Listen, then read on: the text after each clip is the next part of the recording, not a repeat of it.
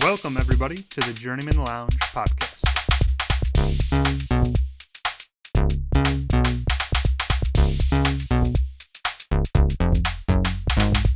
You better be praying to God because, you're 14 and losses in a row. You're going to need Jesus. Am I wrong? I thought you were pretty wrong, yeah. Welcome back, Journeymen Lounge podcast listeners. We appreciate your tenure. I hope you're liking and subscribing and telling your friends about us. We're coming back. What episode are we on there, Capitan? It's 80. We're on 80, 8-0. 8-0. Fun stuff. We got We did it. We did. I'm just, We got a few things in the mix. We're going to talk a little bit about the Bulls, a little bit of March Madness. We got an album review, and then we'll open it up to our movie review. But we'll pepper in some other shit in between A and B. Hell yes. There it is. okay. Yeah. Like, March Madness is happening. I will say I hate the fucking verbiage, but my bracket has been thoroughly busted open. I have 3 teams still left in it. That's good for at the least. Final Four. Yep. And they're all the 1 seeds. So Duke, Houston, Auburn, and I had St. John's. That blew up in a fucking fiery flame. I'd say John's going to the Sweet 16. I like the Rick Pitino story resurgence. I kind of definitely played into that a little bit with that pick. But overall, once the games, I had some moderate betting success this hey, I'm happy for this you. weekend This is great, with Kyle. Shout out. Oh, I keep pointing over there. But I know, right? The camera's over there. We got a little bit new setup. But and also just keep in mind, we're not married to this. We're going to mess around. We're not married. I want to get this up somewhere. I just got to figure out the perfect spot. I still think it's pretty solid right there, but that's just my own vote. All right. It's susceptible to clumsiness. Somebody hitting it, it's not really secured in that. It looks good, but don't fuck that up. I mean, again, my interest level, Ryan, Fuck your couch. Now you're playing with fire, dude. You're testing the limits. Testing the limits. Charlie Murphy. Again, I'm sure you guys are the same way. Once your teams kind of start to lose, I think the luster kind of goes a little bit away. I also look at it like Houston and Duke, I think, were number 1 seeds last year. Auburn, I think they're kind of coming. They had a good season. They were in the tournament last year. But, it's kind of same story and same outcome. My bracket is fucked. I don't have a whole lot of people in, and it's the same old cast of characters. What do you guys think about kind of the same teams? I kind of went a little wild with it. So the one we have that are on the podcast. Now I posted yours, Bobby. Ryan unfortunately didn't get it in time. That's okay. But mine and Bobby's. We both chose Auburn, which they are blows on Instagram. my mind. Is just blows my mind. But on some other brackets that I put together in a different group, I went Duke with one, I went Florida with another, and then randomly I went with Alabama. So. Imagine that. Imagine if I win some weird type of I'm not sure how many people had Bama going, pretty far. I think they were. Anytime if Duke loses, goes 80% of the population. I think a large majority because I just saw their odds to win the thing was fucking 3-1. I think 210. It's Jesus Christ, that's crazy. But they are smoking teams. Cooper Flagg, as Ryan kind of mentioned it, doing work. He's clearly going to be the number 1 overall pick. I don't see any ifs, ands, or buts about it. I don't know who's in the lottery right now. I think there's going to be some shakeup at the end of the season. But, your thoughts on March Madness? I know you're not really watching any of the games. I actually at work we have the games on. They're all on. Okay. Yeah, so I don't have a rooting interest because as you said, I didn't do a bracket. So I'm just in it for good games. If you did have an interest, who would that be? Who I picked to win? Yeah, just probably shout out pick a Duke cannon. because Cooper Flagg's on Duke. All right, that's fair. You and a lot of other Americans feel the same. Yep. He's a I don't red-blooded really watch college basketball, so I don't know. That's maybe more what I was. And I just know that he's the best player, so I'm going to go with him. And then obviously I always hope for Illinois to do well, and they sucked against. They've already got bumped. Kentucky went to. That was they had that game on. They just seemed like they kept turning it over a lot, and Kentucky was just capitalizing off those turnovers and they were really able to get baskets easily, whereas Illinois had like grind out every point. It felt like. Good. Well. And then till the end, of course, when they made like 3 threes in a row, but they were down by like 12 or whatever. It was too late. That's where we sat. So. Yeah, pretty much, right? Yeah. Hey. We got the Bulls telecast on. Fucking watching that shit. ADHD over here. Yep. So yeah, I don't know. It's just cool to watch good games like that Maryland game we were talking about off the pod, the Maryland Colorado State game. Yep. Subject to some scrutiny, but yeah. They hit a 3, and then you thought they were going to win, and then Maryland got it, and the guy hit the buzzer beater. That was great, March Madness. Like, my enthusiasm for the games that come down to the wire, that's why I love it. Love March Madness, absolutely. But again, the interest in the teams kind of brings me out of it. It's very similar to the NFL football playoffs this last year, except for really for Washington. I like to see them kind of in it. But other than that, same old fucking shit, different day, different year. But, I mean, again, with the March Madness, it's basically like down to get the games this weekend, right? Thursday, Friday, Saturday, Sunday, and then the next week, and then it's over. That's it. I mean, again, like next year we might do a little bit more. We'll do a little more prep leading up. A little bit more prep. We just maybe we time a Bulls game, not the weekend right before. I will say I've enjoyed watching the tournament though. Like just the way college basketball is played. A little different from the NBA at times. I think at least from what I've seen, it's a little more team play and more obviously. I think more post play, which I like seeing. And, in the NBA, they're really chucking the threes a lot and stuff. Well, not that they aren't in college as well. No, but, I know. We just saw this in Alabama, I think, and they just got to halftime. They had 13 threes, or at least more, made in the half. That's unfathomable. I mean, it's reminiscent of the NBA, but I would say that it's not going to be a constant because I think that when you get to the higher levels of college basketball, the teams are just so much better on defense. You're not going to shoot the lights up. That's honestly, I mean, now that I think about it, that's pretty much why the lower ranked seeds, like I don't even know this, and if I was a good podcast producer, I'd have this pulled up. Harvard is low. No, like what would be the lowest seed that has ever made the actual finals game? Like it couldn't have been lower than a 4, I would imagine, right? I thought a 15 wasn't made Villanova to the like final game? No wasn't chance. Villanova like a 10 seed or something? We'll have to research when that. They played against Georgetown. I think definitely a double-digit team has made it to the big show. Yeah, it's interesting. I'm pretty sure it's been at least like a 10 or maybe a 12. I'm guessing. We're gonna have to Google that. I mean, again, I am a terrible producer for that reason. It's all right. We'll do it live. 8. Villanova's 8 and 85 though. That's what I was talking about. Yeah. So I was wrong. 11th is the lowest to make the Final Four. That's that Florida Gulf Coast. LSU 86. It's gotta be around. No, a little earlier than Shea. George Mason 06. That was a hell of a George Mason run. Everyone was on that one. VCU 2011 was dope. Loyola Chicago, UCLA, and NC State. I don't really remember those last two, but damn. That's kind of. Hey, we got some stats. College facts by Woj. But you know what I mean? It's like it's kind of evident of the way that again these teams are going to be better down the stretch, and the teams that are these higher seeds not fully put together. I think that's why they don't. You're never going to see a 1-16. It will never happen. They're just too far on different ends of the spectrum. I think it just happened recently where a 16 beat a 1. But after that, they got smoked. But that happened only once, I think. To me, I don't understand why the college, like I get what they do. They want to get more teams in, all that bullshit. They should make it similar to the NBA of just like 12 teams get in, they play 2 weeks of like whatever, however you schedule the games. Like I just want to see the top tier basketball. Like the Elite 8 games of March Madness are obviously always the most exciting. So, like, I again, you can have the diaper dandies and the.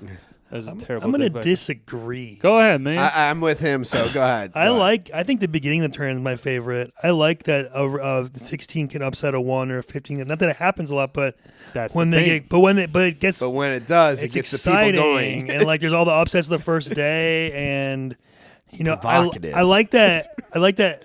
the small teams have a chance, and you like Colorado State. Technically, they could have if they would have won, gone on a run. Technically. But like I think it's interesting. I think that's what makes the college basketball fun and different from the NBA is that they have the tournament, and from college football that they have so much of a array of teams that can win it. I like that the conferences you get a chance. Even if you're a small school or whatever, because you can prove your, what you got or whatever, and see if you actually have what it takes. And maybe you do, maybe you don't. But the whole drama of that being a possibility is March Madness in itself, I think. I agree that there is a majesty to March Madness for sure. Well said, man. I couldn't have done better. I just look at it. I just look at it like there can be tweaks to it, and there probably will be, just as the NFL is changing, which I didn't think was really going to happen. I don't like the way baseball's been changing. The kickoffs for the NFL are permanent. Kill me. What they said. It's going to be a actual instituted change, which I don't. Oh, what's from what was last year? They're stationary, and then you kick the ball, and then they can't move until the ball is actually touched by the opposing team. I just think it's a weird time to change that rule, but we're gonna sidestep the NFL for a second because we'll go into NBA. It's a much more logical transition. Draft is coming up though for the NFL. We'll definitely be doing some shit for that. That it is. So I mean, the Bulls are. I'm gonna say it. One knock on wood. They're surging. If that just came crashing down. Goddamn IKEA. IKEA. No, Jaeger bombs. The Bulls are surging in the last. They have 10 games left, and if they win a good portion of them, they'll actually make the playoffs. I believe they still have the ability to make like a 7 seed. I think they can get the 7. I think. Yeah, they've won like 12 out of their last 16 or something. Or 12 out of 16, beating the Lakers. They won when we went, and then it's up in the Nets. Beat the Nets. When we took out Vooch, I think that was from us. Me and Woj, get him off the floor. He's not doing anything. I mean, I'll be honest. The Journeymen Lounge was. We were there. We're coaching from Section 100, row 11, or whatever the fuck. They heard us though. I guarantee some of them heard us. We were right near the bench. Man. It was unbelievable of how much you see Vucevic just suck the life out of the team. He plays slow. He plays weak. He plays like a goddamn very, pussy. very soft on the inside, just like a big man. Be a big Boston man. cream pie, but if it was filled with shit. But I mean, his play is not where the Bulls are trending and the league is trending. Is like get out and run. If you get, and I believe I mentioned this on the last one, but the Giddey, Lonzo, Kobe White trio, if you can figure out how to get them all three on the floor. And Matis. You guys are going to be running the fucking teams out of the building. Yep. Like, you're going to have fast break dunks. Lonzo can always hit a guy on, like, an alley-oop. He can dunk himself. These are guys that are, like, they're building a great team.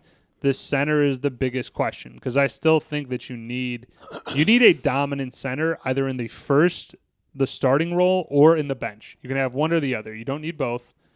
But, like, we're just lacking that. We haven't had a good center since Eddie Curry. No, I'm just kidding. Well, hold on. Wasn't Noah was a center, right? Yes. All right, since him.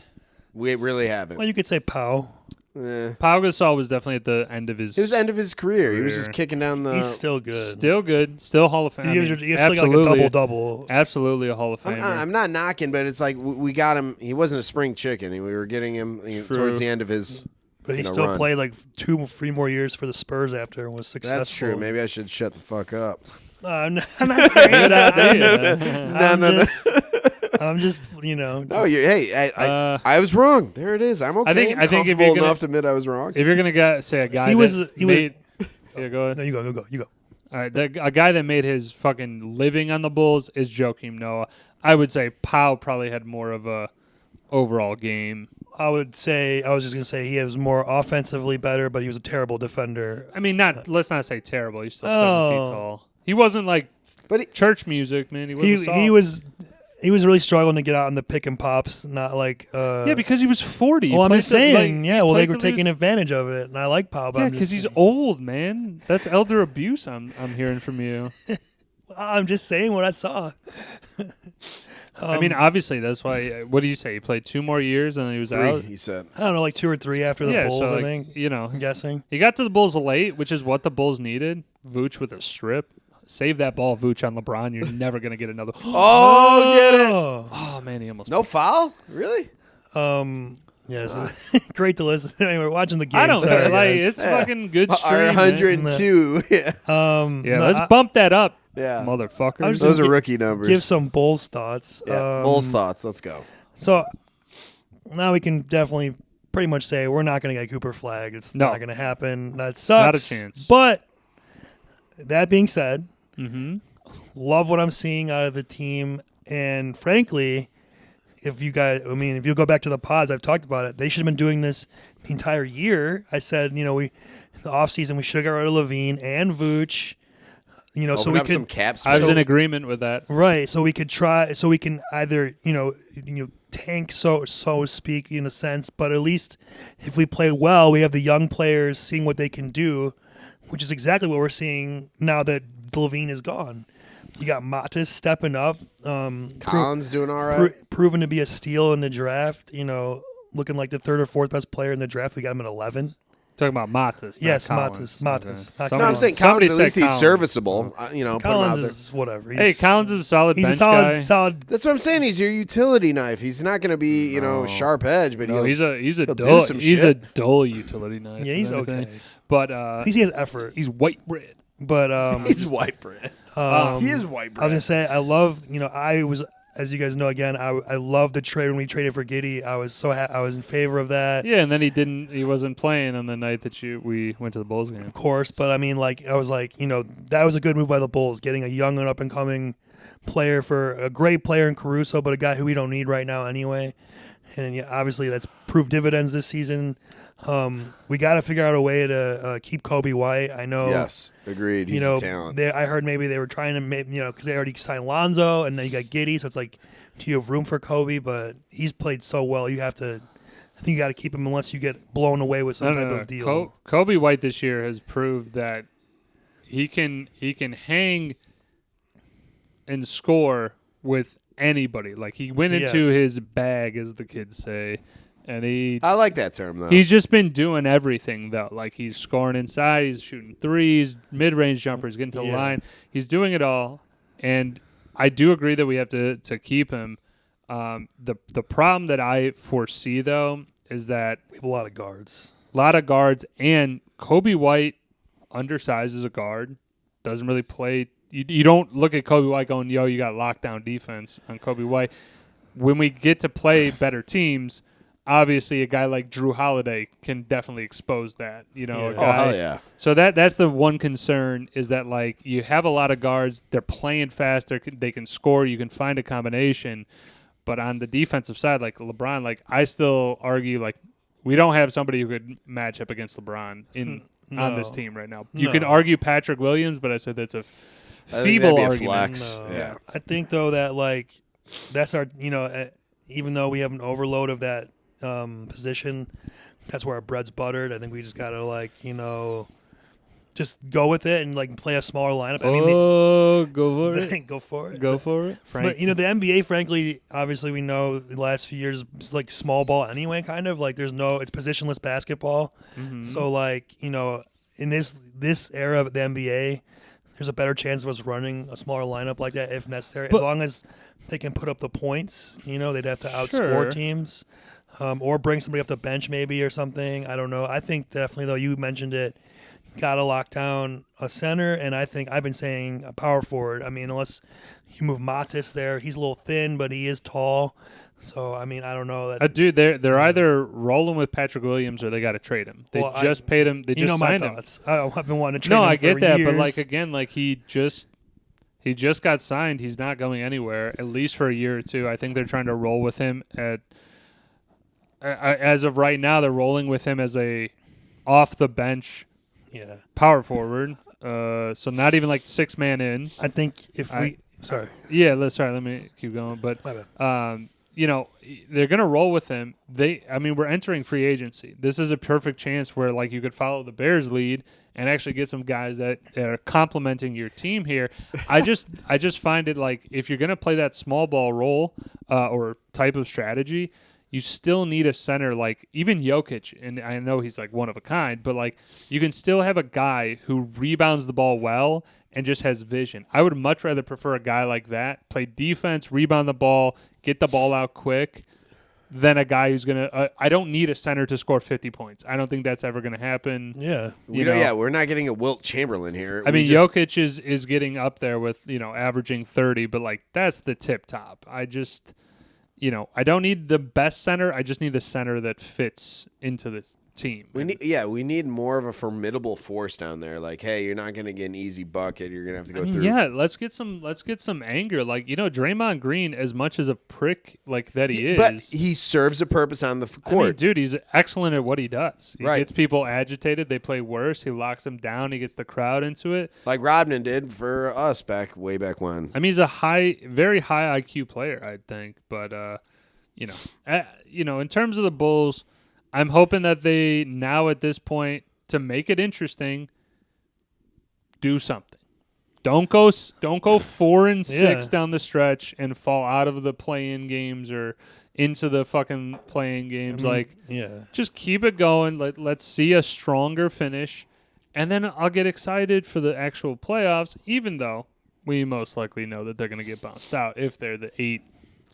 Well, if they're playing the way they're playing, you never know. You know what? I think they would give them a good fight. If they could win at least one. I don't know if we have enough gas in the tank. If they could win at least in the first round, not the play-in, but the first actual round. If we could win that and get advanced, I would be like, oh, cool. At least we're like, I think progressing. All roads are. I'll say that. All roads lead I to nod Boston. to that. Though. Boston is a killer, dude. Boston is a killer.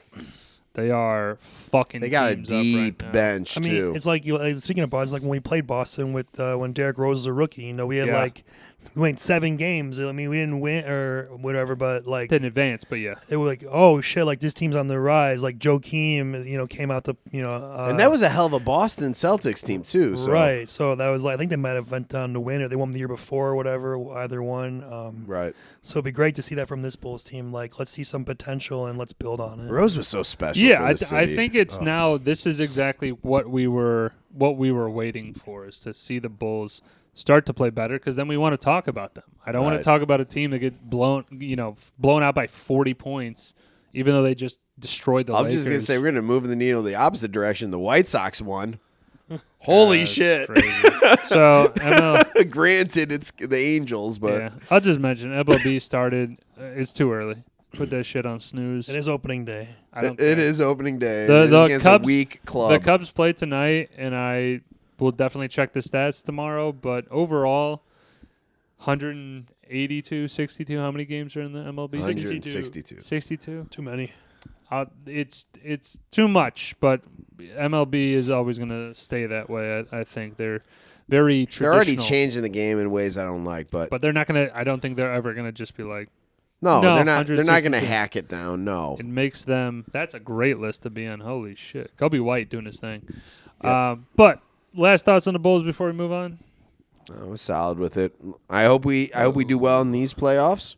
I don't expect us to go any distance. You got to make them first. I don't know if we have any room for him, but I also would like to keep that Trey Jones guy we have, the point guard. Yeah, I don't mind Trey Jones. He's a nice good backup as well. I could be gone with today. Herder, Collins, Dalen Terry at this point. Herder's, I think, would be decent off the bench. Yeah, I know. I'm not sure about the last guy. Taylor Horton-Tucker, I want the Bulls to simply release him so he can get on somewhere else and actually play. Why they don't play Taylor Horton-Tucker is beyond me. He's a phenomenal bench guy. You act like their management for this team is It's just competent. the thing, though, of I've seen him come in and score 15 points in a quarter. Granted, he's doing it against the B guys, but I'm like, who cares? That's still showing a lot of then value. he plays defense, and I've seen that happen multiple times, but he's like the 10th guy off the bench right now. You're fucking up, Billy. Just kidding. So, again, hopefully good things are coming. Good things. Let's get into the album review. This was my choice. Good things. As I said on the last pod at the end, got a little rambly because I forgot. A little rambly. I honestly did. I forgot that if we did this one previously for the album review, I didn't think so. No. But it's Chance the Rapper, Acid Rap. So one kind of like with a pink background, and then he's got like. If you've ever been on acid, it is like his face is kind of like tripping out. The like Chance, I would say what came in the scene like 2015 maybe. Well, this album's 2013. Okay, so maybe like 2013 to. I mean, I don't know. I 18. didn't know him until later. You probably knew him a lot earlier than me. I didn't know. I think I maybe have heard I'd heard his name, but not his music really. Yeah, he's a Chicago dude, so that's Chicago dope. native. Yeah, Much mixtape love. this April 30th, 2013. Acid Rap. It's pretty cool. Yeah, he just did it. I mean, and this says till Good 11 commentary. This says Great till job, Morty. till October of 2022. I don't know. Rappers just fall in and out of prominence all the time. I would say his main years are probably 2012 to 2016. When that one song with the problem with me or whatever, that one with Lil Wayne, and 2 Chainz, that's when he's at his peak. Whatever year that was definitely his. I would say his prime. Okay. You know who's on this album that I liked, and maybe I'm dating myself here? Twista. Yeah, we'll get to Twista. I'm just saying, I kind of enjoyed seeing a little bit of my heyday type of thing. No, I for sure I'm on the same train with that. But I guess like Ryan, you said like kind of became a fan of him later, not really in his beginning. I wouldn't say I was a huge fan of him until 2016, 17. So I'm You're like, talking what? about Chance? I wouldn't say I'm necessarily a fan. I'm saying when did you start? Honestly, I don't really feel like. I mean, maybe if you probably played him when we hung out. I would say I'm sure I heard him then. Okay. We used to hang out at your house and like play video games or play horse or whatever. Dude, fucking. You'd always play rap. So 8 foot rim. I bet you guys felt I'm sure you probably played him. 8.5. And then I don't know. Yeah, I said I didn't really. Windmill. I didn't really know him for sure until like that. No problem. That's 2016. Okay. 2016. It's like a few years after this came out. Bobby, what's your? I'll just say this: my exposure to Chance the Rapper, his actual like albums and what he's put out, very minimal. I was aware of like him being an independent artist from Chicago. I knew that he put out a few like I said, a few different albums. I'd say like 2015. Like I think that's when I picked it up a little bit more. Was mid 2010 to 20. I mean, Bobby, what were you 2016? So that would have been 9 years ago. 20. I was 20-something fuckboy. I don't know. Okay. Like you're using that word a lot today and off the pod, but I don't know, man. I was rolling up into my 20s. I don't know. Okay, but what I'm saying though is that like that doesn't end of my 20s. It doesn't seem like this guy I think is like was more definitely popular. It's the same thing of like any music. I was more popular with like a younger group, unless you heard it. Right. Them. No, like I said, I didn't have that direct exposure, but having been your friend, I did pick up on a few different things, listen to a few different of his tracks over the years, but I'd say very minimal. I knew more about him as the person rather than his work. Okay. I got you. Because, I mean, he really hasn't done... He's a philanthropist. He helps out the community, which I really like. I just don't think he's done too much other, like, acting or other than that. He's primarily pretty much an artist, right? Right. Okay. So, I definitely, this is a, I don't know, song you pick up on a station or something like that and just ran with it. I think Chance is definitely, like, an amazing lyricist at times and, good beats in certain songs. But I will say there's hits and there's misses. Like, I'm not, like, ride or die on, like, this is the greatest rapper of all time. I think some of the songs, I mean, could you call them misses or, like, skips? I guess technically, but, like, do you guys have any that were, like, this isn't awesome? I personally didn't really have any of them. I wouldn't skip anything. Everything's good at the end. Started to get, but like that would be maybe my one skip. Skip 2. Go ahead. What's yours? I got mine. Skip 2, number 2, or Yeah, track 2. track 2 was Push It, Push Man. It, That's Man. on mine. Yep. yeah. I didn't like. He does that like a little too much in that song. Yeah. What was it? I didn't like number 5 that much. Which was what, Lost? You gotta name the fucking. Or I don't have. Juice. I have it written you down. fucking put numbers. Well, because I knew it'd have the Spotify, and if I could just check it, or you would have it, it's like I just know. Juice. the Juice track- is the 5th track. Yeah. number. Juice. You are. That was only a 30-second track. 7 was my least favorite. I think I put down. Sorry. Everybody's something. Yeah. Yeah, I did. I said it could take it or leave it. Really? This Oh, is man. what I'm saying. That was like again, Chance. What I was saying off the pod was like Chance is like slower talking and like not necessarily rapping, but like there's like I don't know what it's called. It's just a slower pace section. The music's real low. I don't love when he does that all the time, like on the songs. There's maybe one song like Paranoia, I think is one of the slower songs that I do enjoy. Mm-hmm. But that's more like the lyrics and like as he's painting a picture and stuff like that. Yeah.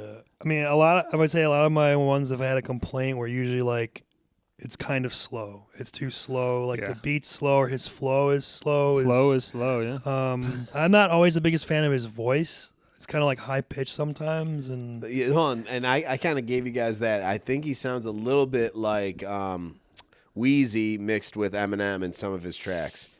Like in terms of, like you said, the pitch is a little bit high, but he I might does. disagree. But I'll say no for the Eminem dude. He does pay homage. I forget which song I wrote it down, but he's basically throwing down like tracks that sounds just like if Eminem was throwing it. Maybe a little bit slower, but the same type of style. That's all I'm saying is the style that I saw in A and B, not too far off from each other. I mean, you can have your opinions. I'm not thinking In some it of his sounds tracks. exactly like that. You could maybe see some. I didn't realize it. Yeah, but your high pitch thing, because I see him on TV and like his conversation, he keeps more of a more medium, like medium to low rather than high. I don't know. I mean, the ones where he gets like the shit going, and it's upbeat. What the fuck was it? The one right out of the gate, good ass intro. I fucking love that. I did like the intro. I said cool beat, love the piano. My favorite I think was number 4 with Twista. Yep. I put like Cocoa Butter awesome Kisses. beat, like futuristic, laid back. Also like the use of the organ, and then of course I love that Twista was in it. I love Twista. Yeah, Twista and Vic Mensa. I mean, both were sick, but I definitely lean towards Twista in that he's been in so much shit that you're like, God damn, he's in this too. It's fucking. It was on that one Kanye song, a couple of Kanye songs, right? Mm-hmm. I forgot the name of that. But we're talking about Chance the Rapper. Right. Yeah, Cocoa Butter Kisses, I think, is easily my numero uno. I also throw up at like the tip top of like Chainsmoker.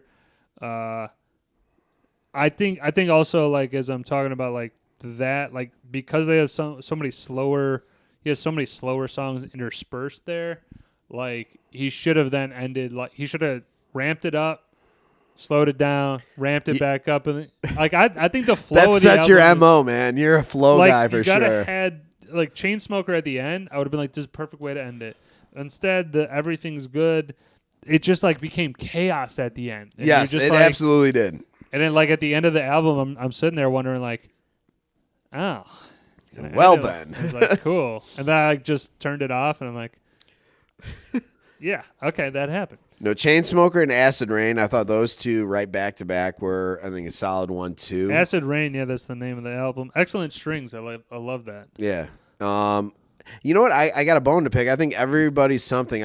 I understand it's a slower song, but like I said, I'm more about some of the lyrics. I actually go and like look it up and try to read it through. I try to understand like when he put pen to paper, what was going on, like maybe what thoughts came to his head. Like I guess I see songs in a different way, and that like upsets people because everyone thinks that Bruce Springsteen is like Mr. Patriotic. All of his songs are like anti-government, it's like I'm the one like listening to that. Like Born in the USA is not a patriotic song. Yeah, I understand it. But it's like those like I want people to understand that's it's the a feel idea good and mentality. 4th of July song. That's why people think that it's America. No, I know, but like it's songs like that though. I'm not no, I know, but I try to look into kind of I try to put myself in that position. So No, I guess you like- the music itself is cool, but I also try to understand the message behind it. Yeah, I understand it, and Yeah. I mean the Paranoia is definitely Paranoia like is that fucking in great. terms of the lyrics and as he's setting it up and. I reviewed that one for sure. But yeah, I mean the slower songs. I think we can all kind of agree. Like aside from Paranoia, that was my personal favorite. But the other slower songs, they are kind of like not. They're not going to trend towards your favorite. You're wanting a beat. It's middle of the road for me, faster. but it's not bad. Like the Everybody's Something, I actually enjoyed that one a little bit, probably more than you guys, but I get I it. mean, I got to mention the features in this. I mean, we already mentioned Vic Mensa. But dude, he's talented. Like I now that I've listened to Chance the Rapper, very talented. His verses, his ebbs and flows, his delivery. Yeah, they it stays also had- solid, which I like. Also had Action Bronson, wasn't on there. They had another woman on the one, I forget her name, but No Name. No Name, right? Yeah. So I mean, the features on this. I mean, this is A lot also of good why features, it yeah. makes it such a. Twist. I think an excellent rap album for sure. I think this is firmly in the rap Oh, yeah. category, right? I would. Rap, hip hop. Rap, whatever. hip hop. I'd lean more rap though. I think he definitely throws down some bars. Cool. I mean, I am pretty much good. I Yeah. mean, I honestly, again, nothing against your previous album, Bobby, but this That's is fair. I think this is a more in the general. I think this is a more complete album. I'd it's agree right with here. you. You know, Korn was a little up here. The right audience though, man. I'm coming off pretty hot. Chance the Rapper's just kind of right there. Yeah. Whose album review? Unless you guys have any final thoughts on Chance, I didn't think you did, but No, I think he's decent. This is the first time I think I really listened to him more than just like on a shuffle or something. Where I Right. listen to like multiple of his songs. I don't really. I think for me, I just don't like his voice so much. So I think you have to like the guy's voice. The rapper or whoever. His octaves are up there a little bit more. I think than he you has think. good lyrics. Nothing wrong with that. I think I like a lot of his beats. I would say, for me, he's decent, but not like a go-to for me, personally. okay, that's cool. Yeah. Bobby, I think he's a very talented. hell of a guy. Rapper, lyricist, musician in that sense, because I think there's just a lot of complexity to his work, and I think that he has a style, and I know we disagree on this, but his style and delivery is similar to Eminem, and I'm not saying he's on the same path, but those trains are running parallel at some point. That's all I'm saying. I don't know. I Adjacent. mean, in terms of that last point, I really think like his not a heyday of but his most popular times of unless he starts releasing music. I will be honest, I kind of fell off listening to anything new after maybe 2020, 2021. I around there I would assume. So he could still be making music. I just know that he's not in the zeitgeist of people are Chance the Rapper, we need him. I know he played a playoff game or something like that before, but overall, again, nothing on him. Just kind of fell off. I like these songs. Kind of my MO of music taste right now is I like the songs that the artist did back then. The new shit for the 90% of people, I'm like, God damn, it's terrible. They go down a different pathway, or hey, we're gonna do a country album. It's how the fuck would you do that? For sure. I just rambled for a little bit. But Yeah, it's no, cool. I I like enjoyed it. it. I enjoyed it. That's good. I like the Nelly Tuck Country album. Nelly is the I was gonna say, perfect example. I thought that's what you were going with. Just some songs were good. I mean, I fuck with Ride With Me. Yeah, well, I mean, you got to, of course. But again, just just a dissatisfaction. Unless you're like Darius Rucker, who did get into country well from a more mainstream. Yeah, he's fine. All right, Oh, so, easy. I like his songs, but he's fine. No, man. Let's wrap this shit up so that we can get Yep. to the movie review, which was whose pick? 2017. Ryan had It. Yeah. The Yes, I did. Do you want me to choose an album before we move on? Or? Yeah, what the fuck? Why don't you jump in? Well, because I thought you were going there, and then you kind of. Oh yeah, no, Yeah, no, dude, you let's- slammed on the brakes pretty hard. I didn't know. I thought it was there, and then you just kind of. Our It was listeners, there. our listeners will love that at 38:32. Okay, so I'm gonna choose. Let's go with This isn't a toss-up. Let's yeah, go. I mean, let's go. I had mine. Delivery. Shut the fuck up. I was deciding. I'm trying to pay attention. Oh, man. We didn't think he would Damn it, snap. dude. Amateur hour. Gonna feed- Sorry, we apologize to our viewers. I'm the one who fucking corrected us, so shove it up your ass, Bobby. Hey, man. I'm just gonna put this over here, okay, guy? I'm Let's gonna pump the brakes. let's go with 3-6 Mafia, Most Known Unknowns. Holy shit. Specifically, it's the 2005 release, so it's unedited or whatever. Explicit lyrics. I mean, right, we aren't doing a PG version of Well, shit. there are two different. I'm saying there are two different releases of it. Yeah, we'll make sure. Send we us do the right exact one. album, though, you want us to review, because I don't want to be right. mistaken. Yeah, Let's so do that's it. 3-6 Mafia. Most Known Unknowns, the album. All right. That should be fun. So we're going to come back with the movie review. It's Hit from 2017. I will mention some stuff about the previous one, but We all, of course. We will. chill out. Of course. Chill out. What are you talking about? Grab a beer. We'll be back. Peace.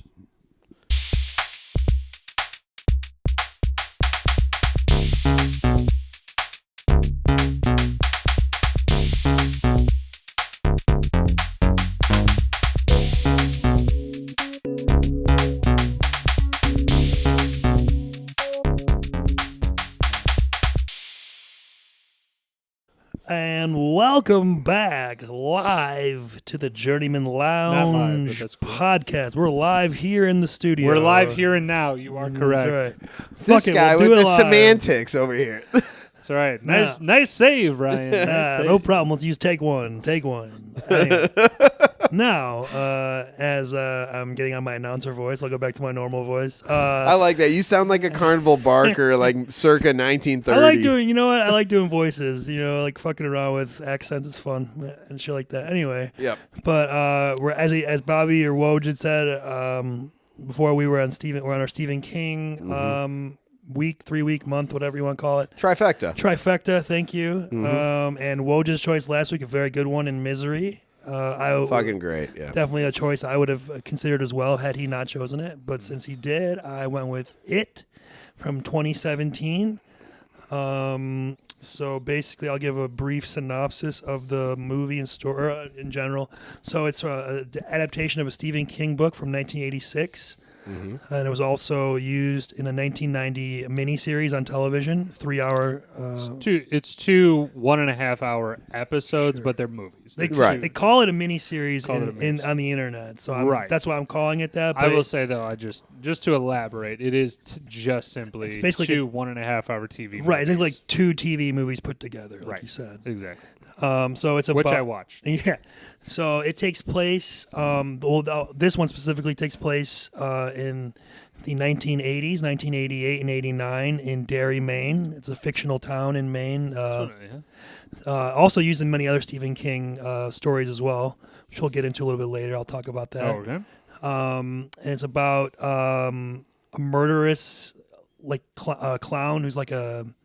We don't really know yet, but he's like an entity or like an alien or whatever, and he feeds on fear, mostly of children, sometimes adults, and he basically scares them at times, and other times scares them and then just straight up kills them, like eats them or whatever, sucks their soul. I don't know what exactly. Let me also just interject kind of my theory here. Sure.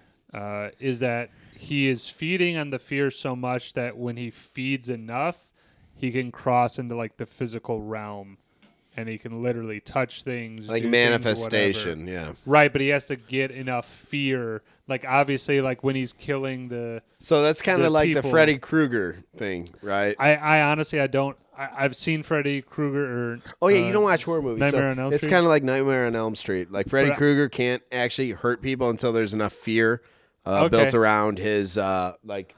Yeah, I don't know the genesis of his power, Well, but again, know. my thing is just in general. I think that's I what can see happens that. is that he feeds and then he basically hibernates, and there is a 27 year spread, right? 27 years in between. Can I also interject? So, in the TV movie, I'm going to spot out some of the differences in the TV. There is thing, definitely right? some disparities. differences. Yep. A TV went movie into an is audit 30 mode. years on the dot, Yeah. which I was like, such a great. It went from 1960 to 1990. I was like, nice, 69. Perfect. I believe in the book it's roughly 30 years, not exactly. In the TV movie, it's 30 years to the, and this one it's 27 27 years approximately. But change. I think it is. But I actually had it as a picking it originally, but I think it's not. Now I look at it, it's 27 years. It's not a calendar year necessarily. It's like October 88 to October 89 or whatever. So, because at first I was kind of like, how did Georgie get taken in the beginning? But then it's only 27 years. I was going to say it's not to a T. Yeah. But it's like a roughly 27 years. Right. I think also with the first one, it is kind of roughly 30 years. It's not, again, exactly on the day. It's just like a string of these missing children start happening. And basically the main character, his brother, is taken. They think the kid just disappeared, but the brother is like investigating. And well, some people think he's like missing. Some people think he's murdered. Bill still thinks he's alive. But either way, it's like in this town specifically of Derry is the most missing like 8 or 9 children or times people multiplier. than anywhere in the world, the United States missing, or whatever. It's like 6 times the average or something they said. Yeah. So the other part that I think is crucial to mention is that the Pennywise, the clown, their like power or like another effect that they have is like he affects memories. He affects the general demeanor of like some people, like other folks in the town. Townsy. I was just gonna say the town. He has an effect. He like has a dark cloud over the town, basically, where like the adults are oblivious to, like kids suffering or going missing, or they just don't care. Right, it's downplayed. They're or more something. irritable, and there's a lot of bad people juju, in the town. And then as Woj, I believe, directing towards more of chapter 2. Was where when they leave the town, they forget about their memories from in the town, what happened, and I do apologize. I will be kind of generally illustrating. No, that's okay. It go hand in hand. The first movie, and then the 2017 and the following one. But I think it's just it's in both movies where again this one is focusing on the younger children, so I will try and curtail it back a little bit, but there is a general thing of like people don't remember certain things, and I'm not gonna lie, I think in a couple of the instances, I know the kids remember the whatever, but they have some sort of still like, how do we? Maybe I'm just rambling. No, where are you going? Yeah, I know. Hold on, no, finish it. Finish the thought. No, I thought that there was also somewhat of a kind of like fogginess within the kids, like especially when they get like taken, like, or the light kind of comes like their truest form. Well, when you see the yellow lights or whatever, whatever, the dead lights, you're like in a catatonic state. It's catatonic. There you go. All right, we're getting there. I think it's so so Pennywise can feed more. Yeah, well, I think it's like if they're not scared or whatever, that'll put him into like a weak state, so then he can take him or whatever. Right. So there's a feeding aspect of this where Pennywise is now you find out he's like an ancient. He's like an alien or something. Evil incarnate he or something. Came from like a different planet. Basically, is what the old records are like. There's like I think in the second one like Indian records. In the second one, they Native say American records. Native, and we'll talk about picking it at that time. Yeah, well, but yeah, but I also think we should mention too that the specific kids that we focus on in it are the members of the Losers Club. Mm-hmm. 7, go which for is, it. You got, I already had it. You got Bill, Richie, Stanley, Beverly, Mike, Ben, and who am I forgetting? Hetty. Got it. And I'll just go briefly. I got just a quick. So Bill, as a stutter, he's like the leader of the Losers Club. He's the one who lost his brother Georgie, right? Which we'll get into more later. Specifically, that scene. He believes that all the evil and things are taking place in what's called the Barrens. Everything tracks back to this underground sewer thing. Eddie's a mama's boy. His mom's very protective of him. He has like a Munchausen syndrome or whatever it's called. Yeah, you're right. So she's like giving him like placebo pills to like medicate him, even though they don't do anything. She's very controlling and protective of him. He's also like a big germaphobe and like afraid to do things. Yeah, you know what, that programming she did to her son, that blows my mind. Yes. Okay, go ahead, continue. No, yeah, you're right. Ben is the new kid in town, kind of a fat kid, but he's really smart. He's got some charm to him. He gets charming. He gets taken in by the Losers Club. At first, he's kind of a loner and he just studies on his own and stuff. But then he gets protected by them and he becomes part of them. And he's like the one who figures out the history of the town, all the missing kids and all the weird instances of things. And he also has a big thing for Beverly. It's kind of like your secret admirer, basically. I think the whole crew, for the most part, did. But, Sure, but he especially has a thing for her. He's smitten with her. And then we'll get to speaking of Beverly. She's kind of like an outsider for girls. Like she gets picked on by the other girls. Like garbage dumped on her in the beginning or whatever. And but she's really cool and kind of like I don't say like spunky. I guess I don't know. She's like It's a good word for her. Yeah, I think that's about right. Yeah, like she's like kind of one of the guys, but she's still like can look good too, but I don't know. Like, she could hold on to her femininity a little bit. And she's like, nice. She's the only one who signed Ben's yearbook in the beginning, and basically she can hang with the boys. Then you got Mike, who's the African American kid. He's the one. He has trouble with like killing the sheep. He's like he's a homeschooled kid. Homeschooled works on a slaughterhouse essentially. Lost his parents in a fire, so he's with his grandfather who works on a farm. He's also an outsider who gets picked on, and then eventually comes with the Losers Club. They help him out. And is that all 7?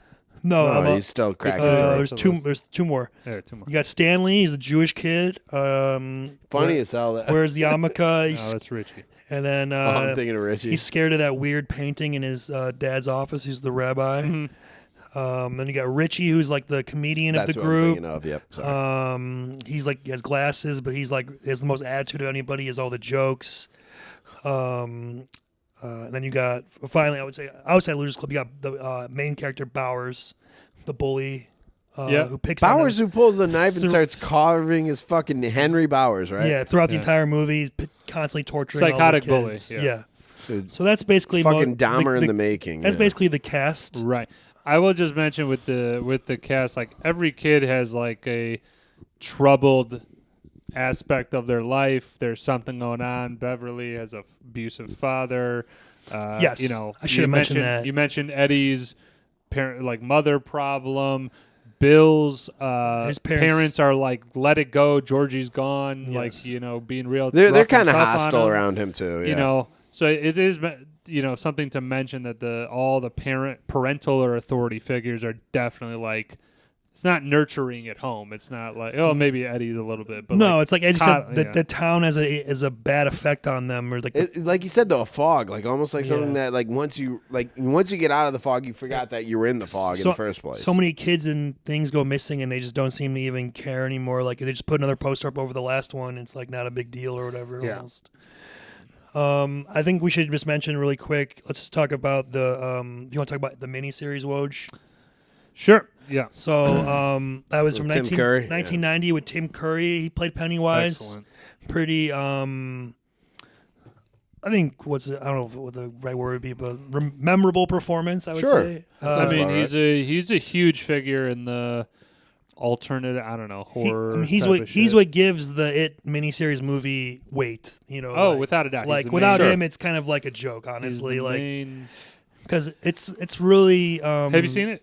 Yeah. Okay. Many times. So the biggest problem with the miniseries is that they have practical effects a little bit too. Ridiculous. The practical effects actually are fine. It's very low budget. Not terrible. I'd say that though. It's low budget. It is low budget, but again, overall, it's not the worst. Okay, you do see some stuff at times. The problem is that the actors that are in it, it's like John Ritter. You have they got good actors. The black dude from Sister. Tim Reed is phenomenal in that. You got the one guy from The Americans. He's Bill. I forgot what his actual name is. He was also in The Waltons. I can't remember his actual name. Sorry. But I'm trying to look at the. You got the other kid, what's her face from Smallville. Annette O'Toole. Yes. Is the other one. Harvey Anderson was from Cheers. Richard Mazur is in a couple things. I think he's actually in The Thing. Yeah. Yeah. Right. Yeah, like I said, John Ritter, Jonathan callback, Brandis, yeah. who was huge in the 80s, like late 80s, early 90s. Then he killed himself. That sucks to be you. We always throw somewhere dark, somewhere sorry. in the mix. That's fine. Seth Green is in that. Seth Green is in this? Seth Yeah, he's Green is in Richie. the 1990. He's a great Richie. Oh, you're right. Holy shit. Richard Thomas is Bill Denborough. So they got this great cast, but it's like, no offense, but it's dog shit acting. It's real bad at times. Like, I think it's just kind of cheesy. it's super cheesy, and I think the overall theme, and this is it because it is what 2017 does it better, but the 1990 version really flops because it's trying to be a children's horror movie. And That's it's a like, weird line to tote. but you it's know? it's like a children's horror movie. They're trying to make this stuff like very horrific, but also like things that a little person, like a child, would fucking not like. Like, oh, it's a painting that comes to life and blah, blah, blah. You know, it's very childish.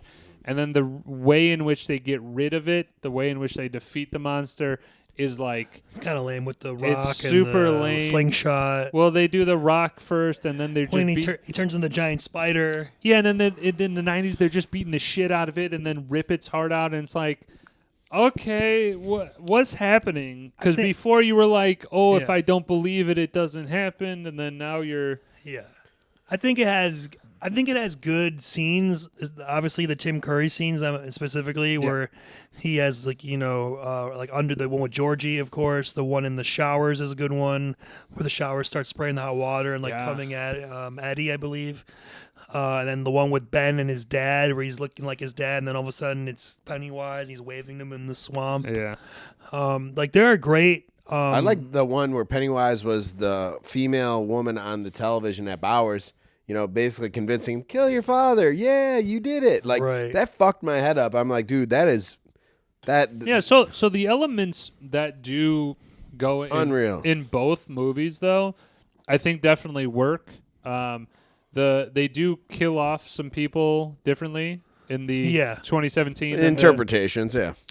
It is fine. I would just say in general, though, is like it's really tough. Like, I don't know, because I never read the book, how by the book the 1990 version was. There's a couple things cut up, but it's more by the book, but yeah, more by the book than the move. The book, dude. You're gonna raise your eyebrow when you read the book. Just I give you fair warning. Okay, I mean, I'm definitely trying to read the Stephen King books more and more, but overall, the TV movie, I think like they did stuff really well, but then again, it's the same thing that I noticed is like it's trying to be a children's horror movie, and then they have a scene where the guy slits his wrist in the bathtub, and it's like super jarring and all that. Other than that, they really played down in the 1990 version, like the gore and all that stuff. It's really like PG in that kind of sense. Because it's on ABC, so like So that movie like network that, television. I'm actually leaning more towards obviously the 2017 one, in the fact that like they committed to like, we're gonna fuck people it's up. Dark, in this. yeah. They rip off Georgie's arm. The opening scene right off the bat sets the tone. Right. So I mean, like that's the thing that I like though, that the 2017 version was very much like, this is where we're going. We're not doing like the tiptoe version, and then bang like. Stanley's I like the level of commitment. Stanley's in the bathroom with his wrist slit. This is an R movie right out of the gate. They weren't even trying to entertain it. Such a left turn in the 1990 version. Granted, it does happen in the 2017, but you're prepared for it. You're like... Yeah. I mean, I watched like the 1991, obviously before the movie came out. So like, I think it does a good job of like kind of filling in some of the blanks from if you're not as familiar with the material. Like it covers a good amount of it in the miniseries. Like you said, it is cheesy. It is low budget. I think it's worth a watch at least maybe once, just to see Tim Curry. I think you have to do it to see Tim Curry, in the sense that Tim Curry. I think that him and then Bill Skarsgård, who does the 2017 version, they both bring something different. Yeah, and I like that, and they played it differently. But you see this cast of characters in the 1990 version, and you see them, you're like, this could work. It's just it falls short a lot with like some of the like close-ups and stuff like that, and like the CGI or the practical effects, it doesn't take me out of it too much because you kind of realize it like 1990. It's right. whatever. No, I guess it is what it is what they said they But were. yeah, pretty much. I mean, again, it's like like it is what it is, an ABC Yeah. made for TV like Yeah. horror movie. So if I would say it's venture a guess, but I'm gonna now turn the dial and pretty much exclusively talk about 2017. Sure. That's our focus. Yep. So, Ryan, where are we starting with this bit? Not starting, but where are we going from this? Well, I guess did you guys see this movie when it came out in the theater? Or when did you see it? Did you just see it for the first time? First time. Woj? You just saw it for the first time. Really? Oh Yeah. no, I did not see it in theater, but I've seen it a few times before this. So. Okay, so I've seen clips. you were familiar with it. I was familiar with both Tim Curry's version and then this one. Okay, and Woj, you just watch it for the first time. Yeah, I saw clips though because they were on social media. So like I saw the Georgie getting like the Right, so you kind of knew end about of it. Yeah. And you're not really a horror guy. So, Not a horror guy. So what were your thoughts? What were your thoughts? Let me also just elaborate. The 1990 version, like I definitely have seen that at some point. Probably like my brothers turned it on or whatever. So I have seen that version. I remember that vividly. The Tim Curry, the makeup and all that shit. I fucking hate clowns. So yeah. cool, man. Right wow, up, that's right one up of that yours alley. right out of the gate. All right. And with the 1990 version, I was like, oh, Tim Curry, he's in a bunch of shit. I definitely have seen a little bit more of that maybe over the years, but the 2017 just never got to a movie theater to see it, and then That's didn't have fair. a desire Sometimes to, you just can't make it out to the didn't shows. have a desire to really like rent it, or it never came up to be like. Well, a it's not your thing, type of like- movie, so But even so, the thing is like when something is there, like a horror movie in general, like if it's a suspense, I'm in for suspense. I'm not really a fan of as anybody who's watched the other episodes, like I'm not a fan of the continuous sequels, the unlimited sequels of the same franchise. I think that gets very boring. It's and played out. ridiculous. Played out is a good term for it. And then I don't love the ones that are explicitly like gore as fuck, and they're going for a specific reaction of like, isn't this the bloodiest movie ever? Now in this one, in this franchise, I think they did it great, and in some scenes, I definitely think it's an homage to the other Stephen King books and shit. So I like that. I like that aspect as well. yeah. Overall, though, like as soon as I completed the first one, and like I said, I watched both of these back to back. I won the other night, won the next night. Yeah. I was actually excited to watch the second one. So it was good. It was a good first time viewing it where I was like, oh, you know what? That is different than the Yeah. first one, or like, oh, I like that they did this part. Again, the little bit more gore, but not too crazy. Not just like everybody's getting their dick chopped off. No, I think it's gore with somewhat of a God. purpose or whatever, if you will. So for me, I definitely saw it in the theater. I saw it twice in the theater, actually. I Damn. remember. I think one was on a date, and one was with friends, and one was with another group of friends or something. Can I ask a question? Sure. You went on dates with women to horror movies? That was the Yeah. number one? Why Natural not? aphrodisiac, what are you baby. talking Come about? on. If they like it, yeah. I mean, I didn't. I Oh, wasn't. save me. Be my hero. I get it. I can probably count on my hand like What, your dinner, girlfriend for the past 5 months? No. dinner, not dinner. Movie dates were not like a go-to because the one time I went to see. I remember it vividly. I went to see 7 Pounds. And like 7 pounds, and this is maybe why it sucked. Is like it was a good movie. Interesting. It was like a dramatic movie. Yeah. So I was like, oh yeah, and then I was like trying to like start a conversation, but it's so low in the movie, like I couldn't say anything. So we sat for like. Should we tell him? Should we tell him? Quick sec. While we're down this road. All right, no, we're going to talk about the birds and the bees. All right, buddy. So when you bring a girl to a movie theater and she accepts the invite, there's certain terms that are understood. I don't think there's anything as set into it. Yeah, no, there is. I wasn't going there, but I mean, I think that has no indication. We was- went out on a date, but a movie I just learned in general, I don't think it's a great one because I like to talk to the person. and you really can't in a movie. No, you can't. Which is why you're at a movie theater. So Bobby, you're just saying that? Okay, that's just no. the, I'm the just saying. Type of, sometimes when you're given a layup, why take the are layup. you yelling? Just take the regular. layup. Take the layup. Dude, you're trying to complicate Well, things. You know what? It's Here's called the a pedestal. Hey, Bobby, it's called a date, not a fuck. It's a dude. date. Okay.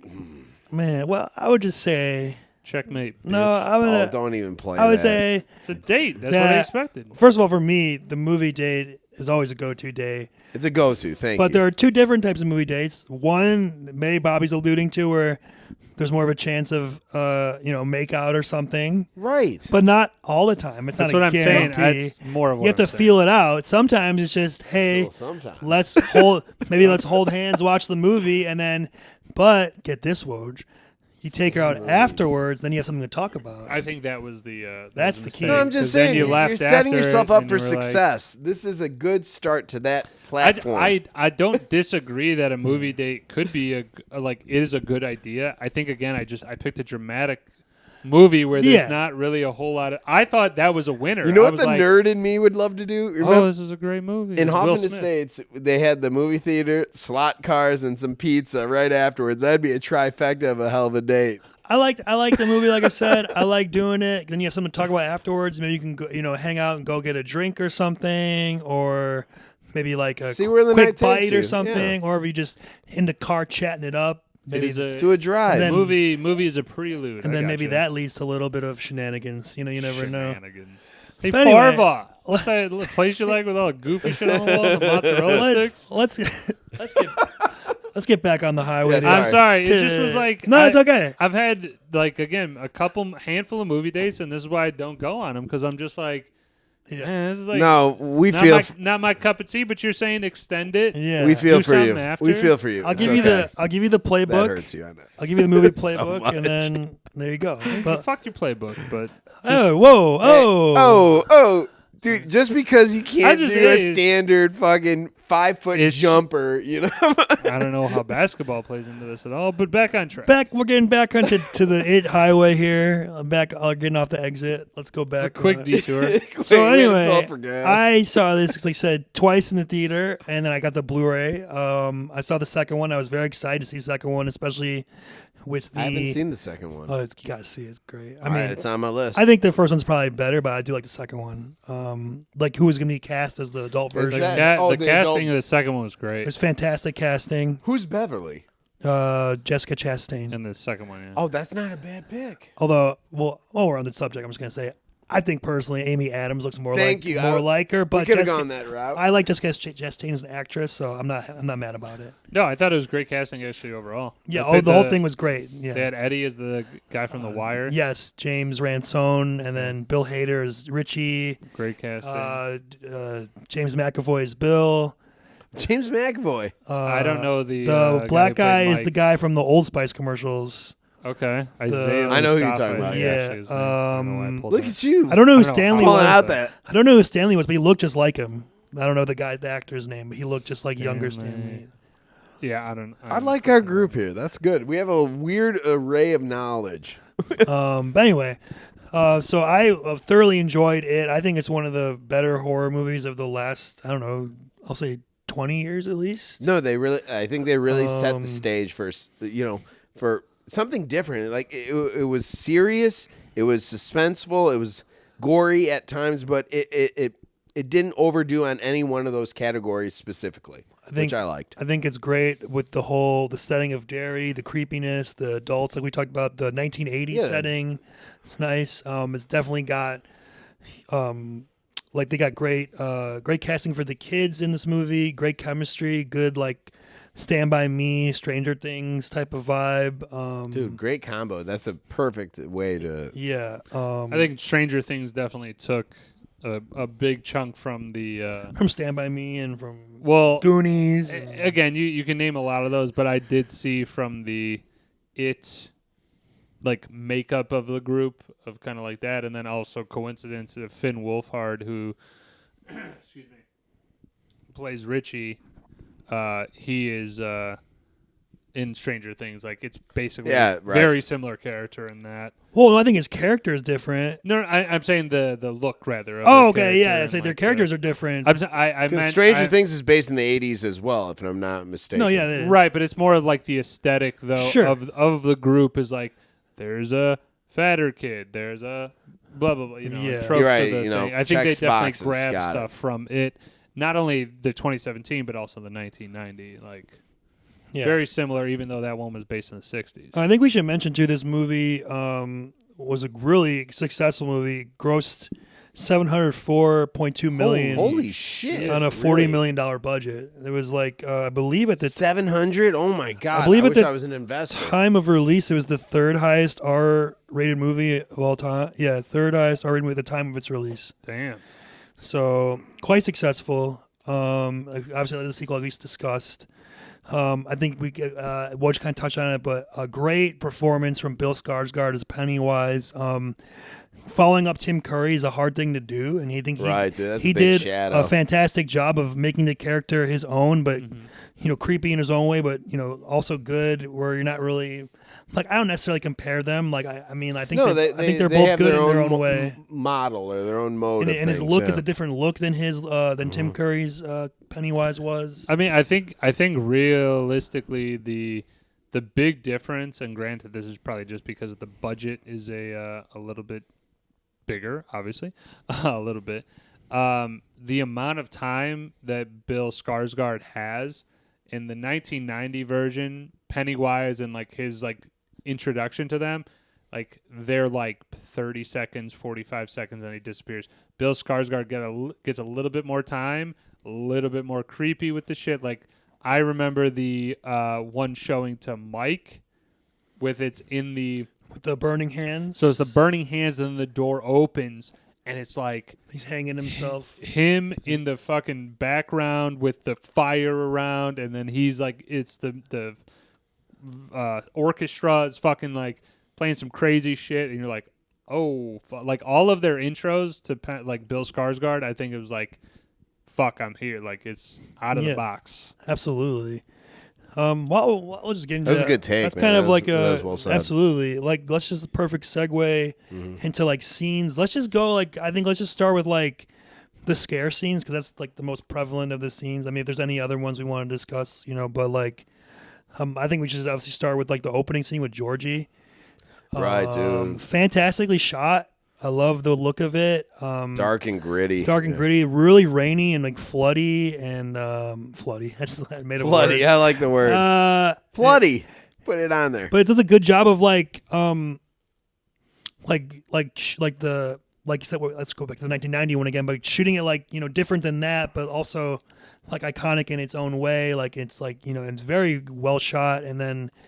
Man, what creepy! Just the boat goes down into the sewer and Storm fucking drain, Pennywise, and you think, oh, it's gonna be like kind of like the 1990 where it's like just gonna cut away, from when he hurts Right. Georgie, but he like chops his entire arm off, sets the tone early for this movie, and then like the long arm dragging him back in, like, and the lady who's the neighbor just like kind of seeing it but not seeing it and kind of just ignoring the blood in the street. Mm-hmm. I think it does a good job of like setting the tone of how this movie's going to be. Absolutely. Where it's like, okay, we got creepy Pennywise. He's really good with the dialogue and like, setting him up like verbally, but then you also finishing off with the gore and like the special effects. It's like it's a movie. It's not a TV series. Like this is going to be a thing, or whatever. I think. Yeah, you set up the gore for it, which again I'm down with it because it's sparingly. It's not literally every time he is appearing, he's just like that's kind of more of the MO of like I don't know. Mike Myers is like if you see him like if he's getting to you like you're getting stabbed like it's one trick pony. Not to throw it down too much, but John Carpenter would disagree, but okay. I'm just saying those like again it's not always that he's like Okay, able to I get you. maim a kid. It's such a dynamic take him- approach he does for each one because he's fear incarnate. So whatever you fear most, he becomes that. So that's not the same. Like his fear is not the same as mine. So I get it. I really like the direction and some of the. I'll say it, albeit scenes of each one of their fears outside of the one with the weird, like, what is it? The Words. painting face. Stanley's painting. Outside of that one, the other one's legit fucking creepy, man. Especially when he's doing his little leg thing. Yeah. Like warming it up, basically. And he's fucking with these kids. He's enjoying the run. Well, I think it's about him feeding. The more fear Right. that they have, the better. And probably stronger, I would assume he becomes. Right.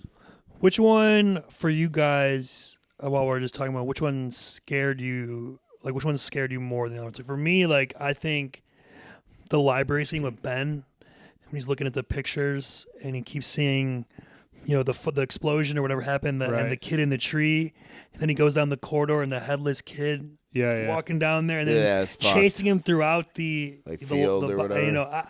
For me personally, like always, like when someone's like running at me or chasing, like in a movie or just, that freaks the hell out of me. Like when they're like, about to catch you or whatever, and then he runs to the librarian at the last second, and he's, I guess, saved for the moment. Sorry, yeah. Also, like the one I would say for me too, when Bill wakes up in the middle of the night because he has a leak in his ceiling, and Georgie's room is lights on. Then he goes to the basement, and it's Georgie at first, and he's talking to him, but then it ends up being Pennywise. Like he starts having like a demon kind of voice, and Right. puts Georgie down and just charges at him from under the water. That scares the fuck out of me. Yeah, there's a lot of crawling jump scares kind of in this.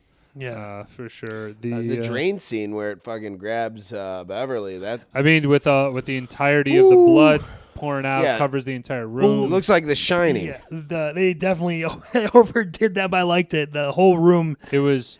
And they had to clean it, which was weird because it's like, is that a false reality? Well, we'll talk. We'll save that for the pickiness because there's a whole rabbit hole to go down with that shit for sure.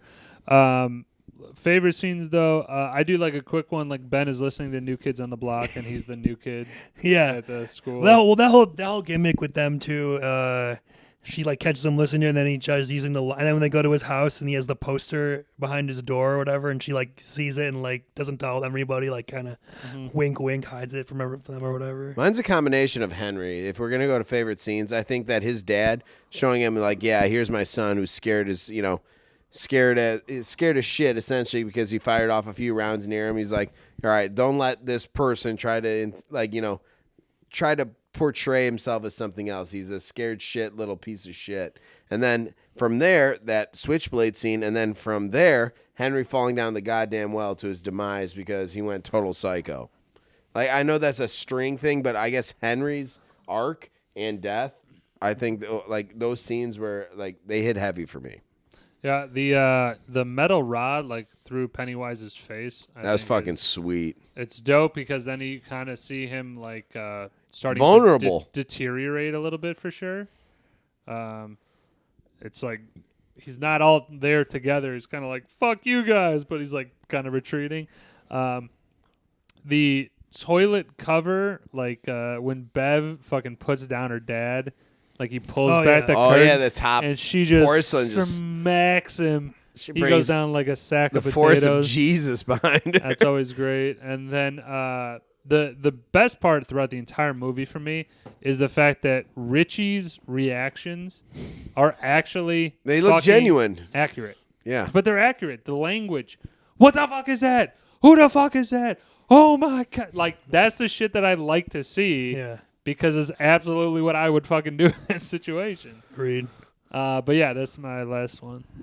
Well, I just think I'm just gonna mention they each have like their own like Bobby alluded to specific fears or vision or whatever. Pennywise he manifests whatever scares you, like you said. So for like Eddie, he sees like the homeless leper guy. That part's pretty freaky. He's like oozing like goo out of him, and he's like, in his face. I think he like spit up like vial on him at one point. Oh yeah. I remember that. As I already mentioned, Ben with the library stuff. He mentioned Mike with the burning hands, and his parents were killed in the fire, and of course Beverly with the abusive father. How like he definitely sick probably fuck. raped her. At least once, if not multiple times. Yeah, they put it in the whatever the. That's not in the book. I'll say this: she's physically abused in the book, but not essayed. They just put it. I'm saying in like the categories or whatever of like why this is R is like violence, Yeah. gore, and then they put rape, and I was like, God damn, holy shit. And then, It's implied, yeah. Stanley, I think the painting Stanley sees is freaky looking with the lady with the flute or whatever. That shit was... It's fine. It's definitely on the weaker side of it. Stanley's the weakest of all the loser squad. Well, I think that's kind of intentional because he's not really in the sequel, so it's kind of like, why are you going to build up this character? They already kind of painted him out of it, yeah. Well, in the book, that's just the way, he's the one who kills himself eventually. Right. I think Richie's is really freaky, where he finally has the one where they go into the clown room, abandoned house, and he's trapped in the room with all the clowns by himself. The fucking that shit is freaky as hell. And then the Pennywise pops out of the coffin, and again charges straight at him. Thankfully, Bill pulls him out at the last second or whatever. Right. And then, as Bobby kind of alluded to, the whole Bowers, the whole character. What a fucking little psycho! Dude, how he pops his dad. Well, he kills his father with the knife directly into the throat. It's one of the shooting knives, and he just the switchblade, spring loaded. What's called a switchblade? Switchblade, Is it switchblade? Okay, yeah. And then and as you said, over the TV, Pennywise is broadcasting the creepy kids. Yeah. Like you're doing it. We'll all float now. We all float. Show, yeah. Even the reference to floating, man, that fucking got to me too. He carves Ben's stomach, like he's got to carve his name in there. And the bridge initially. He's trying to make Mike eat that like raw meat in the creek.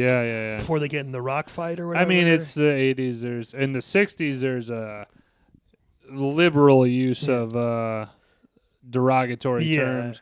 And 80s, I mean, they didn't go there, but like clearly there's still some racial tension and I definitely think he's definitely seems to me to be kind of. I mean, Stephen King wrote both, so maybe like him, and he kind of has some similarities with Ace and Stand By Me, the Kiefer Sutherland bully or whatever. I think they're definitely somewhat similar. I think this guy's definitely way more psycho. Powers is way more twisted. Sure. But how he's got like a gang of older kids who pick on the younger kids in that sense.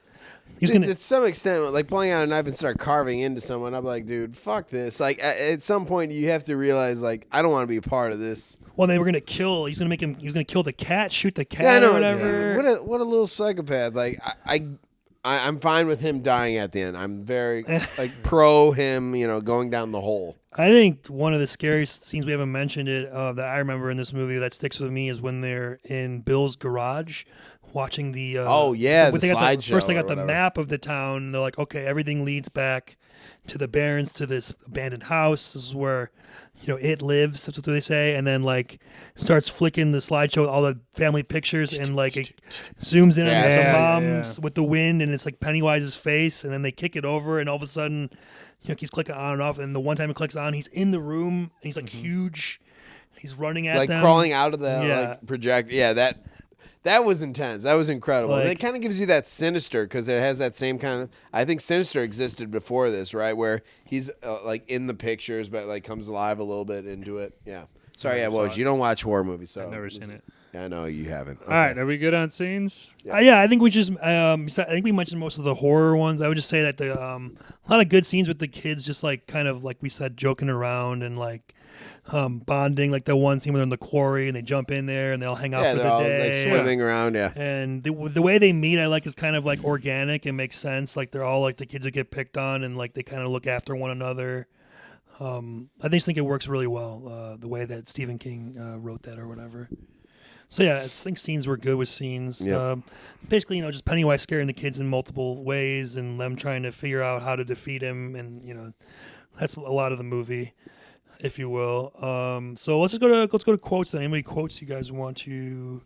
I think it's gonna be a lot of Richie quotes personally. He has like all the funny. Yeah, I didn't write down many. I'll be honest. First one, the Eddie, I think, and I don't remember what they were talking about, but he's like, they sliced the tip of your dick off.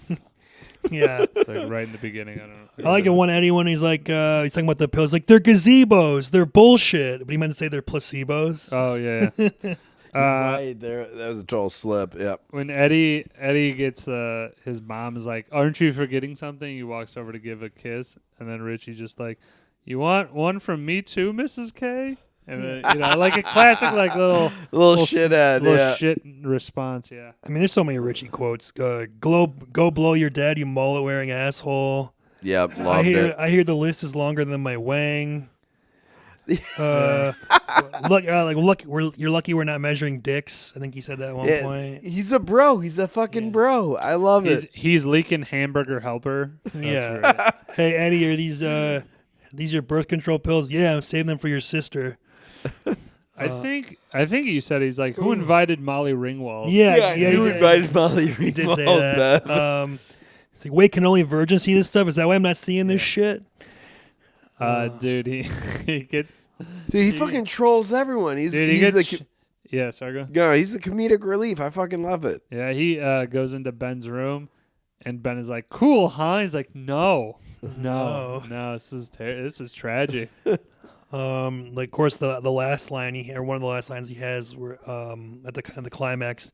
He punched me, made me walk through shitty water, dragged me through a crack house, and now I'm gonna have to kill this fucking clown. Yeah, that's a good one.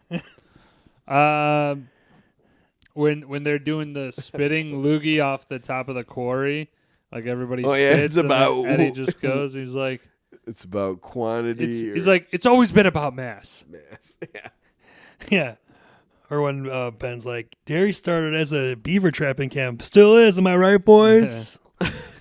He's a fucking bro. I love it. So when Eddie's, I think, it's Bev talking to the clerk at the chemist. She's like, you look just like Clark Kent. He was like, I don't know about that. I don't know. It's like this ugly as fuck, dude. I think like a serious one that was good was Officer Bowers. And he's like, ain't nothing like a little fear to make a paper man crumble. He's talking about his son or whatever. About his son, yeah. You like look at this person that you associate. But I don't really have much more for quotes. I mean, there's like famous ones. Like I would mention like Pennywise's "Beep Beep Richie." That's in the mini series and the movie. Yeah. We'll all float down here. You all float. Yeah, we're all floating. Yeah. But like that's kind of like there's not too many more. A lot of it's like Richie one-liners. Like you could pick and choose and stuff like that. Do you have any more, Woj? No, I'm good on quotes. Okay, so. I mean, it's kind of like an ensemble movie. So, like, normally we do the scene stealing supporting performance, but let's just say, like, maybe like who's your favorite three? Like, go, first, or third to first, the third, whatever you want to do. Like, okay. You can include anybody. Who, like, I'll just start, I guess. I think obviously Pennywise, Bill Skarsgård's the best. Yes. So he'd be my number one. I think number two would probably be Richie. Finn Wolfhard, because he's really funny. Mm-hmm. I like what he adds to the story. And then three, I don't know. It's a tough call. I mean, I don't know. I might go with, I think Beverly. She's really good in this movie. I think. Yeah, no, I can see her hitting top three. Yeah, but like Eddie's really like funny too. I like his character, so it's a toss up for the third spot. What's the boy's name? The black kid in this? Mike. Okay. Okay. So for mine, Pennywise. Like I think across the board, Pennywise. I think even his dialogue, his conversation, that creepy smile, man, that's, dude, talent to him. But Bev does a good job. But I think Mike was a great, like a sight, like he's an outsider. He saw things differently from the group, and he's like, yo, like this isn't, like I think he got a different perspective from him. Yeah, he's homeschooled. He's not growing up like everybody else in the school. And he mentions, he's like, even my grandfather thinks that like this town is cursed. Right. So it's like I liked having that element added to it because the people that are already in the mix, they don't even know they're in the mix. Mm-hmm. I had so Jack Dylan Grace is Eddie. Then Finn Wolfhard as Richie, who's great. Jeremy Ray Taylor as Ben Hanscom. He's good. He's not only good. Great, the chunky guy. It's great casting. Yes, the bigger guy. Yep. It's not only great casting, but they also did it very well compared to the 1990 movie because they made Ben, the guy who played him, I forget his name, but they made him like a little bit older. Like in this version, this Jeremy Ray Taylor guy is like a younger guy, so you kind of get like the sympathy for him and just being like, oh, he's like a little fat kid. He's got all the and they give him more to do in this one in the mini series. I believe he gets Mike's plot kind of where he's like the researcher of the town, so to speak. Yeah. So I mean, again, it is a better, I think, casting compared to the 1990. But then they really fucking missed the mark in the chapter 2. The Jax. Sorry, but like this guy. The chapter 2 who? The chapter 2. Jay Ryan, who plays the Ben in the next recasting. So like it's crazy. Like they went from this older guy in 1990, and then the second part of the movie is John Ritter, which I think is great, and then this one, it's like reverse. Like the casting in this first movie, excellent. Second movie, I thought he was pretty shit. I didn't think he's bad. I think, I would say, like, at least in his benefit, he looks like the kid. Like, the kid and him have a similar face structure. Yeah. So you could see that kid growing into the guy they cast. Now, Gotcha. he's not as prominent as of an actor as the other roles got, in comparison. So I could see what you're saying. But I think he does a well enough job. Could have been someone better. Sure, but I like the realism though. You can't have all stud, Yeah, he does look like the guy, I would say, though, at least. That's fine. Those are my 3, though. Okay, cool. So let's go to Joey Pants, that guy award. I just had Beverly's father. I've seen that guy in a bunch of shit. I can't put my finger on What it. about Henry's father? Henry's father. The guy who's shooting off. I didn't recognize that guy. I don't know. I'd have to see. Hold on, I'm going to pull it up. But you guys had any other ones? No. Let me. It's mostly like the kids and stuff, so it's kind of like not a lot of choices, if you will. Dude, dead air. I'm trying to get to it, man. Yeah, honestly, in the first one, Stephen Bogart is, because he's in the Umbrella Academy. American Psycho. It was Harold Carnes in that. Who's Stephen Bogart? That's Mr. Marsh. Okay, that's the guy I had, yeah. I'm not gonna lie, Stephen Williams, who plays Leroy Hanlon, he's been in a handful of things. X-Files, the Blues Brothers. I remember Mike's him. grandfather? Yeah, Mike's grandfather. Okay. Other than that, this was very lean for me on anybody else. I looked through the cast and I was like, not a lot of choices. But I'm saying even people who you're like randomly like, oh, he plays the sheriff's deputy, and you're like, no, fuck yeah, it. like maybe like the Bowers gang. I don't recognize No any of idea. them No either. idea. No. Bobby?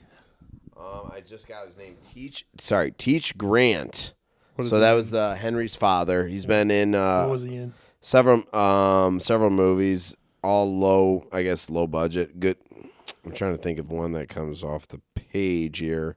Okay, well, you think of that. What's the next category?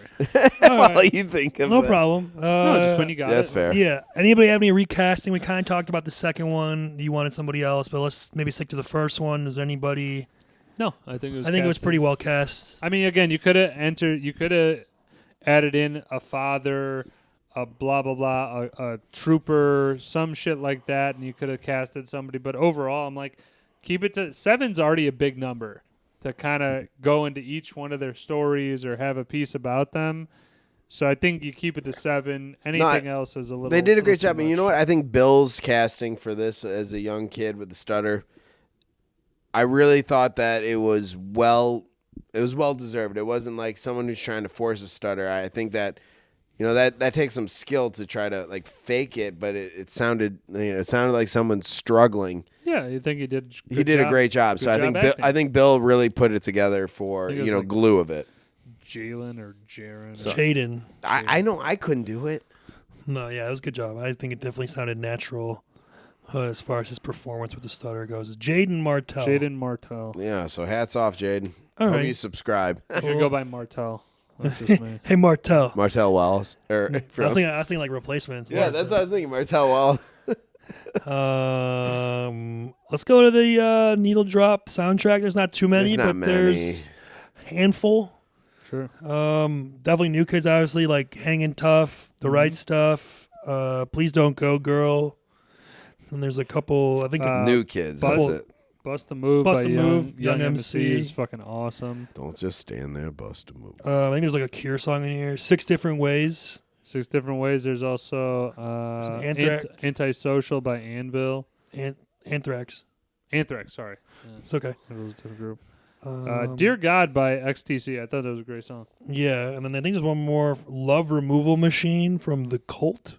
Okay. But other than that, I don't think there's any other songs really. I mean, I just like the overall theme of every 27 years, and then there's the Pennywise theme that they use as well. Let's say I would mention that I do like the score of it. It's very Score, creepy and sets up the scares well. The instrumentals used in this pulls it in.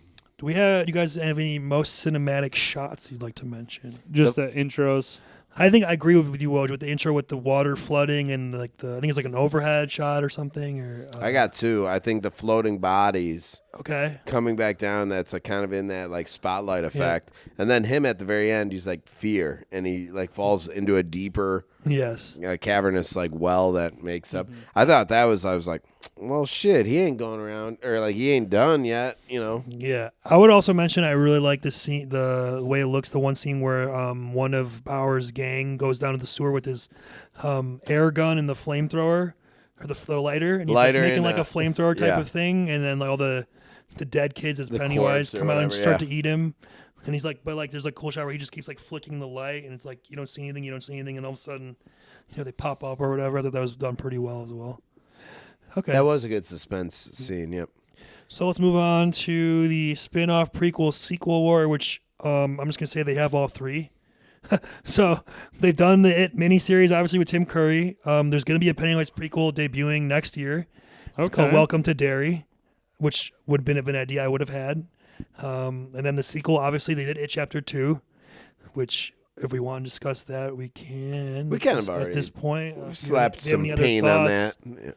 I haven't seen it yet, so I got to see it. Well, I would just say, for a non-spoiler, I like It Chapter 2. I think they do a great, like Woj, I think we talked about, they do a great job of mostly casting the adults for them, maybe outside of Ben, like you said.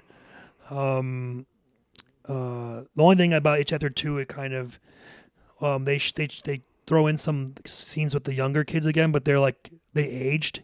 So they kind of have to like de-age. They have to like de-age them a little bit, and you kind of tell sometimes. So it's a little bit forced. No, it's not forced. It's good scenes to have, but it just like it was like, oh, this wasn't in the first movie, but they were adding him in to add like more context to the overall story or whatever. Okay. Woj?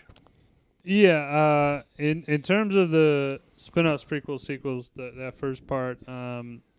They obviously they did a lot.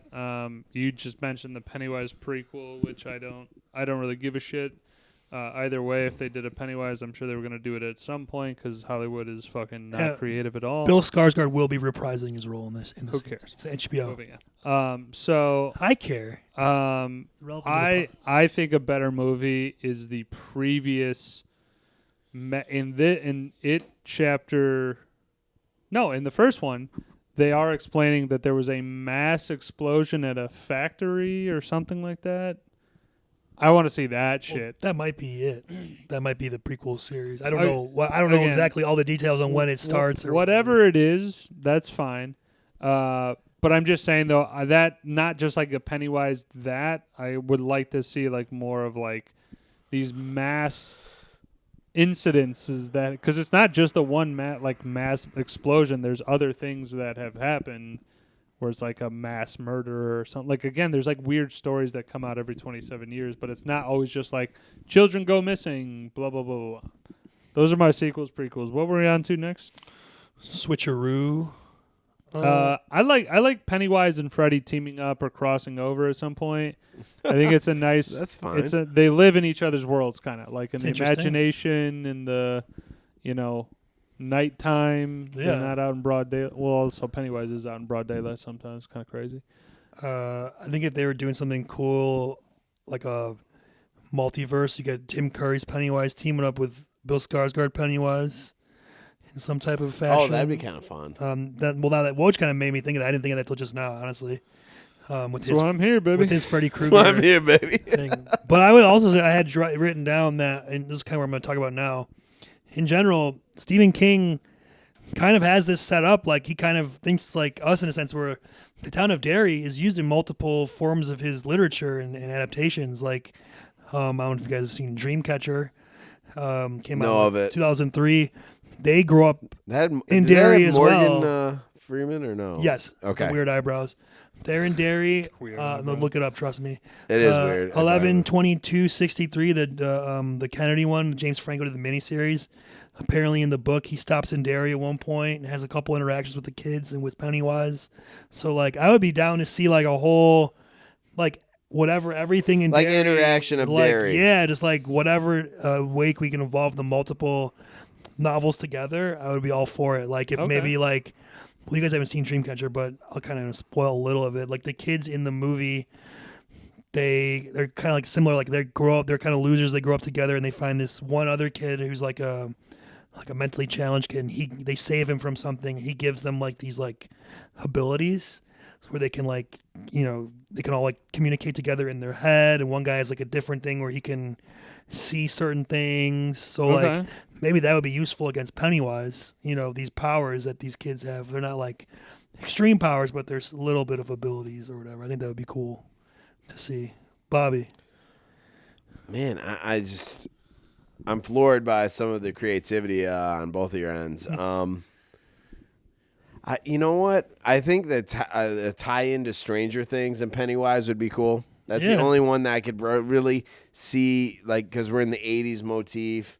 I don't know. Like I said, because Pennywise is something that is of this world, but not of this world. Like, and the same thing is kind of like the underneath, Yeah. So I could see maybe the tag along of those two. But I think that'd be a hard stretch, I guess. I don't know. I can see that. Okay, so let's go on to Picky Nits finally. Well, I think for me, this is kind of a horror thing in general, but like let's say specifically with this movie, my thought is always, well, you kind of touched on it. Why does Pennywise kill some kids instantly, but other people he toys with and tortures them and lets them live, and then so maybe kill them later or whatever he does with them.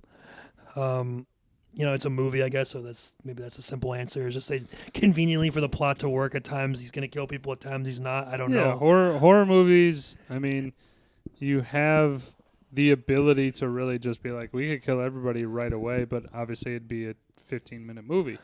Right. So I do get we're done. I'm not as mad about, the Pennywise killing some kids, killing not, because again, it's more of a feeding thing.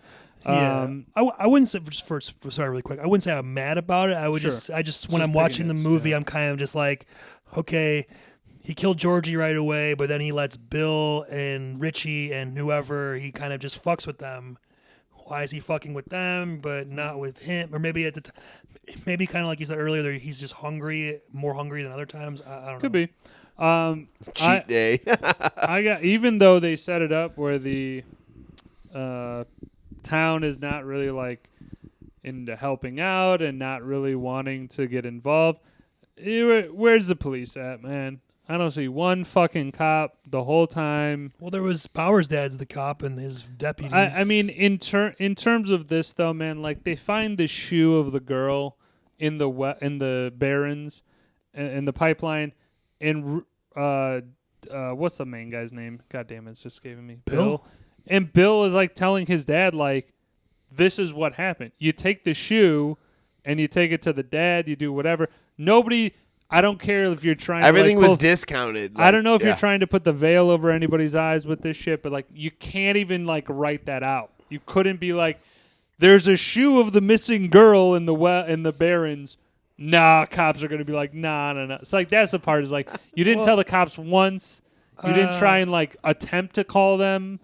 It's like that's a little. I kind of see what you're saying, but I would also I know it's probably dumb, but like that's the whole thing in the book and the movie is the town is like cursed, so there's like something this presence. Let me tell you for example. Clouds their judgment. Let me tell you for example though. They're driving by Ben. Right, and they ignore him. Totally understandable bystander effect. Yeah. Of those people driving by, they're older people. They're like, I'm not getting involved in this bullshit. It's it's a couple of kids beating up on a kid. It's fine. No big deal.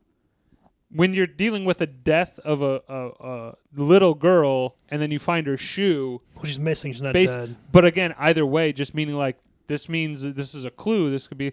I'm just saying there's a lack of an attempt. I don't know if Stephen King does have it in the book, but it's just a thing of like in all of the movies, it's a through line. No cops. They kill people, dead bodies. Well, no, there is the cops and there is the adults, but they're but oblivious. It's never like brought up to their attention. That's the whole thing with the town, though. You have to buy it or you don't, I guess. It's the whole Pennywise has poisoned the town. The adults, they're blind to it. They don't care. They're indifferent. the influence, whatever power he has, is affecting them. And it's like you said, when they leave, it's the same thing. They can't remember things. There's some supernatural effects on these people. That's kind of the whole thing with the thing is like the kids are alone. There's literally no one who can help them because the adults don't care, or they don't know, or they don't want to know. It's like logic and reason is out the fucking window. Maybe Woj, there could have been a scene where they go to a cop or a parent with the shoe, and maybe they could have had the person ignore them and be like, would you make this yourself? You wrote her name. You think I'm just going to believe you or something? That's really all that I'm talking about. Just to kind of connect to be like, now establish it that because they're really like, you see Henry Bauer's dad as the sheriff or whatever the fuck it is, but it's like you don't really, again, stuff like that. I feel like it's again at some point go to the police, and then if they rebuke you and they go fuck you, then you know like okay they're on their own. Like it's a little. It's part of the initial book where it's like this town, like, and then they do show it somewhat in the 1990 thing. Where remember he's in like Georgie's room. He's like, "Don't ever go in this room," and it goes into again. They can't see the blood, but like in Beverly's bathroom or right. Whatever. That was one of my picking nits. Is like, are they just cleaning a room that only appears to be like only the kids can see it? So from a outside perspective, they're just really doing a full clean of a bathroom, and it looks kind of weird that they have like 7 people cleaning a bathroom that isn't blood soaked. Well, it would look weird to the adults in town because again, they're blind to all this Pennywise stuff. Mm-hmm. They don't see it. That's supposed to show that like. They literally don't know what the fuck is happening. They don't see it. They can't see it. Again, maybe this is also just an addition to that. Okay, if your fucking 7 kids are cleaning a bathroom where there's nothing in it, I'm calling a psychiatrist. Again, I'll be like, what the hell's going on? You point back, again, Ryan, and it's a very simple explanation to go, you point back to the Pennywise fog and stuff like that, putting the spell over. I'm just saying, it's like some of the things. I'm like, this is a little odd. It's a little odd. It just threw me off. I was just. But again, I can live with it. I can move on. It's not the end of the world. It's part of the mystique of the book and of this town and of the character and of the story that it's kind of this whole. That's why like they kind of like goes along with the kids bonding together because literally no one else will. And I just think of like sometimes of one scene just really putting everything together and like being like, oh yeah, okay, now we're fully in on why this is. It's like it's not an important part, but it would help. One last thing I would just mention to your other point where why are these kids in my bathroom? He wasn't home when they were cleaning the bathroom. If you remember, Beverly said, if my dad knew I had boys in this house, he would kill me. So she has no idea they cleaned the bathroom or had boys in the house at all or any of that. I get that, and it's just more of like other people in general. It's a whatever. It's not a huge thing. No, I could understand like if you didn't know anything about the story and of the like why the hell like what's going on with that. I don't get it, but if you do kind of have some background with it, it makes sense. It makes sense. My one last picking it is okay. So they go to the well, right? They figured out on the town map like this is water based. They go to this deep cavernous well. There's a well within the well. Yeah, it seemed like it was ever like going. Like that's what I was gonna say. It's like at what point, do you hit the fucking bottom of something? Yeah, I'm not really sure about the architecture of the sewer system. That threw me off because they said, okay, well here's the modern. It's like, so he's in a well. All right, we're in the well. All right, he's in a well. In the well. In the well. Yeah, of deeper, the well. In deeper the well. system. Like, for Christ's sake, are we going to the core of the earth at this point? Well, maybe the town rebuilt some of the. No, I get that, but it just for me at the very end when he's falling back, that also was a question mark. I was like, I thought we were where we had to be. We weren't, so I guess next step. If I was them, I'd be like, all right, we're getting another line. We're going down and fucking murdering this bastard, you know? Yeah. I felt like the wardrobe really wasn't on par. It was with the 80s? With the 80s, I thought it was late all right. 80s. It wasn't. I think in some instances they got it right. Others they didn't. It just was wishy-washy. It was not a huge thing. I thought it was fine. Fine, right. The horror tropes are very, very annoying. Such as? They try and stick together, and then they don't. They're like, stick together. It's the most important thing. And then like the next scene, they're like, I'm going off this way. Oh, shoot. We get closed off by a door. Yeah. Blah, blah, blah, blah. Well, it is kind of like, you're right, like, it's kind of, I'd say, one of the problems with this movie are things that, like, okay, the kid's alone, there's going to be a scare scene with Pennywise. Oh, Dude. this kid's alone, there's going to be a scare scene. Dude, they also do the fucking... Right, and then they split up in the house. They're like, oh, let's all just go our own fucking way. It's like, why are you trying to Scooby-Doo this? Like, we got to move as a unit. No, they also did a lot of, like, up and Gotcha. reaching. Like, it happened, like, 5 times where the kid would be like this. Like, Bill did a lot with, like, Georgie? And doing this. And I get it. It's like, it's playing into the thing. Yeah. But again, it's like, I don't know how fast I would run. I could probably break Mach speed. If that shit is happening to me, first thing is, like, I'm out. Like, we're gone. I'm not reaching up to go, what is this? Fuck that. Right, or like they're in the house and Eddie... You cut your ties, you're fucking gone. Eddie hears, like, the homeless guy's voice. Right. And he, for some reason, decides to walk over there. And it's like... Fuck that. Yeah, but... Fuck that. Some of this stuff, you just... Again, horror tropes. A movie. I'm not broken up about it. It's not. I like that. He puts the cattle prod gun right up to fake Georgie and just he's like, I know you're not my brother. Boom, drops his ass. I also got to mention there's no shot Eddie in a cast is gonna be down a fucking well. He's shimmying down the well with one arm. Yeah, no, agreed. All right, could have just left him as lookout or some bullshit, which they did in the movie as well. His arm breaking was brutal. And he's like, oh, yeah, fuck yeah, up, and pop it back in. Oh yeah, let me snap it back in. No. And then last thing I got to mention is Blood Oath in '89. Not that smart of an idea. I was like, yeah, that was totally fucked. Like, why? Why? There's with some, a shard of a glass there's some that rolled up on hepatitis. the show. Yeah. Sure, yeah. Infections at least, but right, could have Jesus. been much worse. Well, that thing is how to get hepatitis. But the whole I agree. I would never do it. But the whole idea of that is because when you leave the town, like you said, you forget things. That's to remind them, oh, shit happened. I can see. Okay, I understand that, but man. But they're kids and it's stupid. But they are kids, right? So kids do dumb shit. But I just think of the timing and the fact that, like, the one when they did it in the second one, they showed like a reenactment or like a previous scene. They go deep in it. It's not like a little like touch of it. So you're gonna need stitches on that hand. Yeah, there's a real deep cut. But I am good on. They're going hits. for the dig. Yeah, I'm good. I think it's time for just our final own stream skip and grade. Sure. Let's start with Bob. Oh, all right. I guess for the flavor for what it is, I'd say own for most folks. But if you're not really into the horror suspense genre, it could be something you could stream. If the mood's right. But I'd say own for the right folks. I thought that the cast was right. I thought that, the delivery on each one of the scenes and the development of each scene, you could have gone cheap, in terms of creating different, all right, a walk through.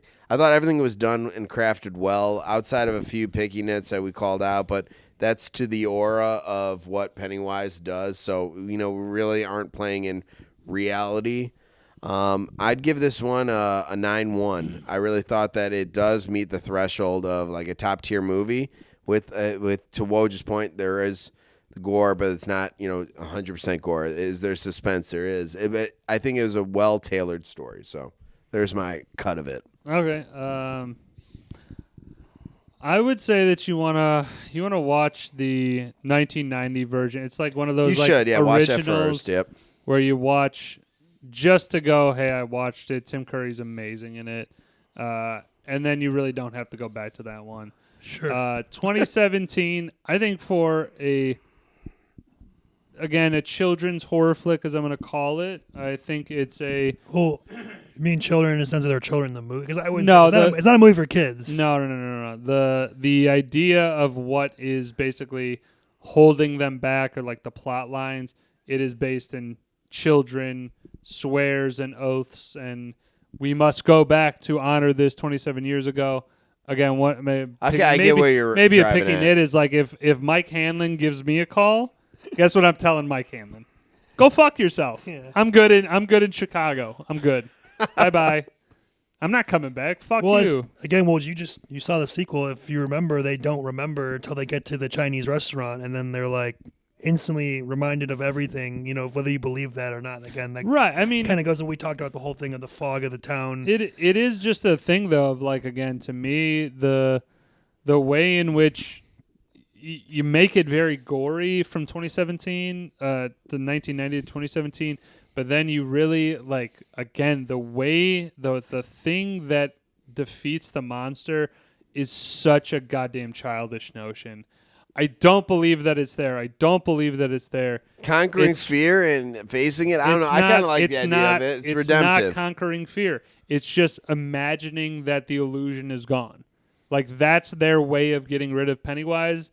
I feel like it's kind of like a cop-out. They could have done something different. Well, I know, again, it's based off a book.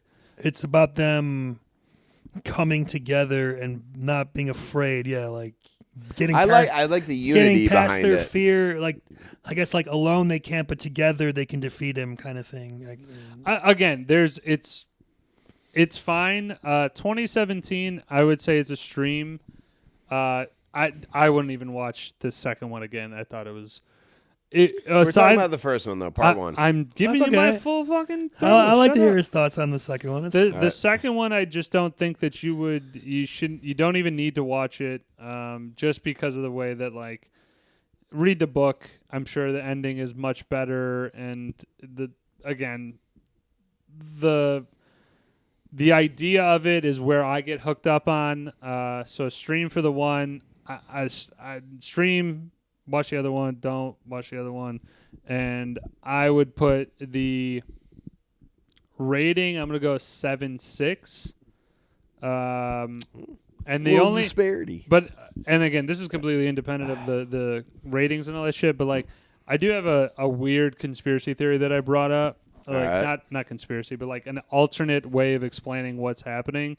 Like in the 60s, it actually tracks a lot more. But like, what if all those kids were exposed to like harmful chemicals, and then this Like a shared Pennywise delusion. is like, yes, like a shared delusion where they then are like just basically like forcing that, oh yeah, you saw the clown, like, oh yeah, I totally saw the clown, like just trying to like become like, you know. Okay.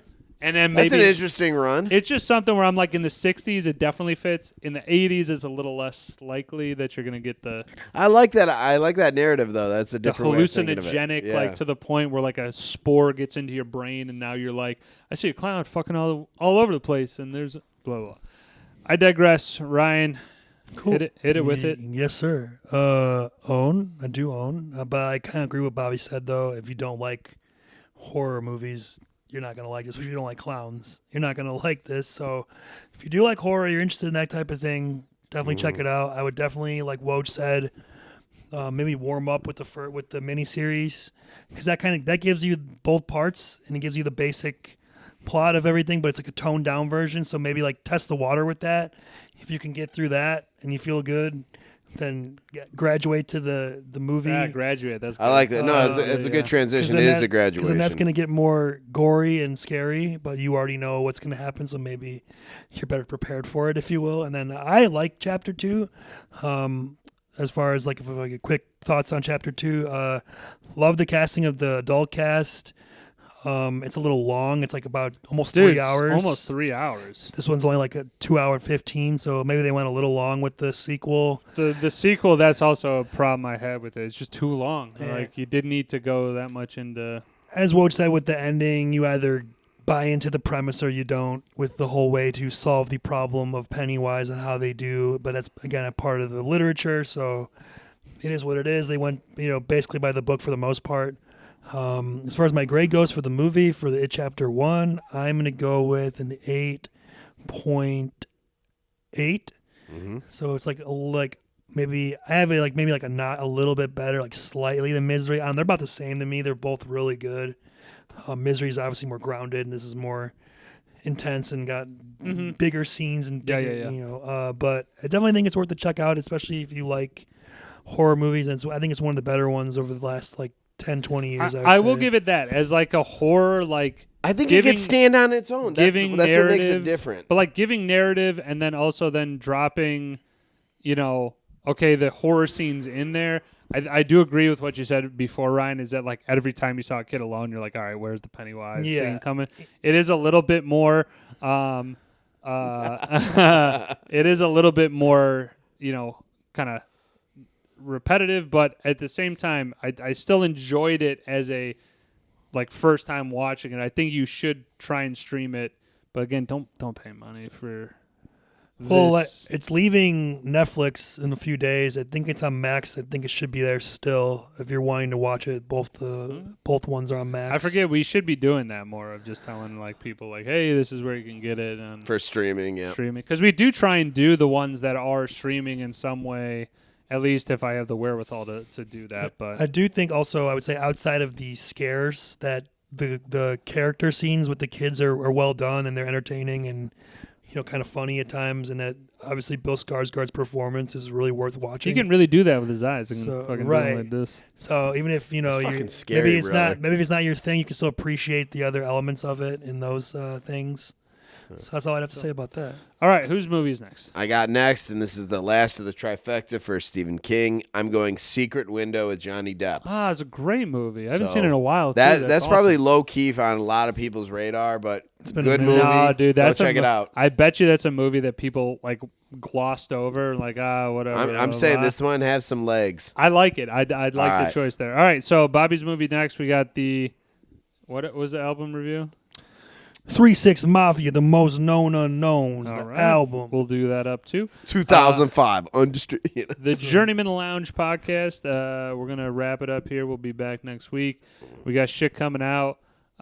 We will be doing at some point the 3-point contest. Can't wait for that shit. I know. And I've been talking way too much shit. And again, I do vow to get Aaron on for his triumphant return, maybe Sure. during the 100. But Yeah. we'll check it out. Another gaming night coming your way too.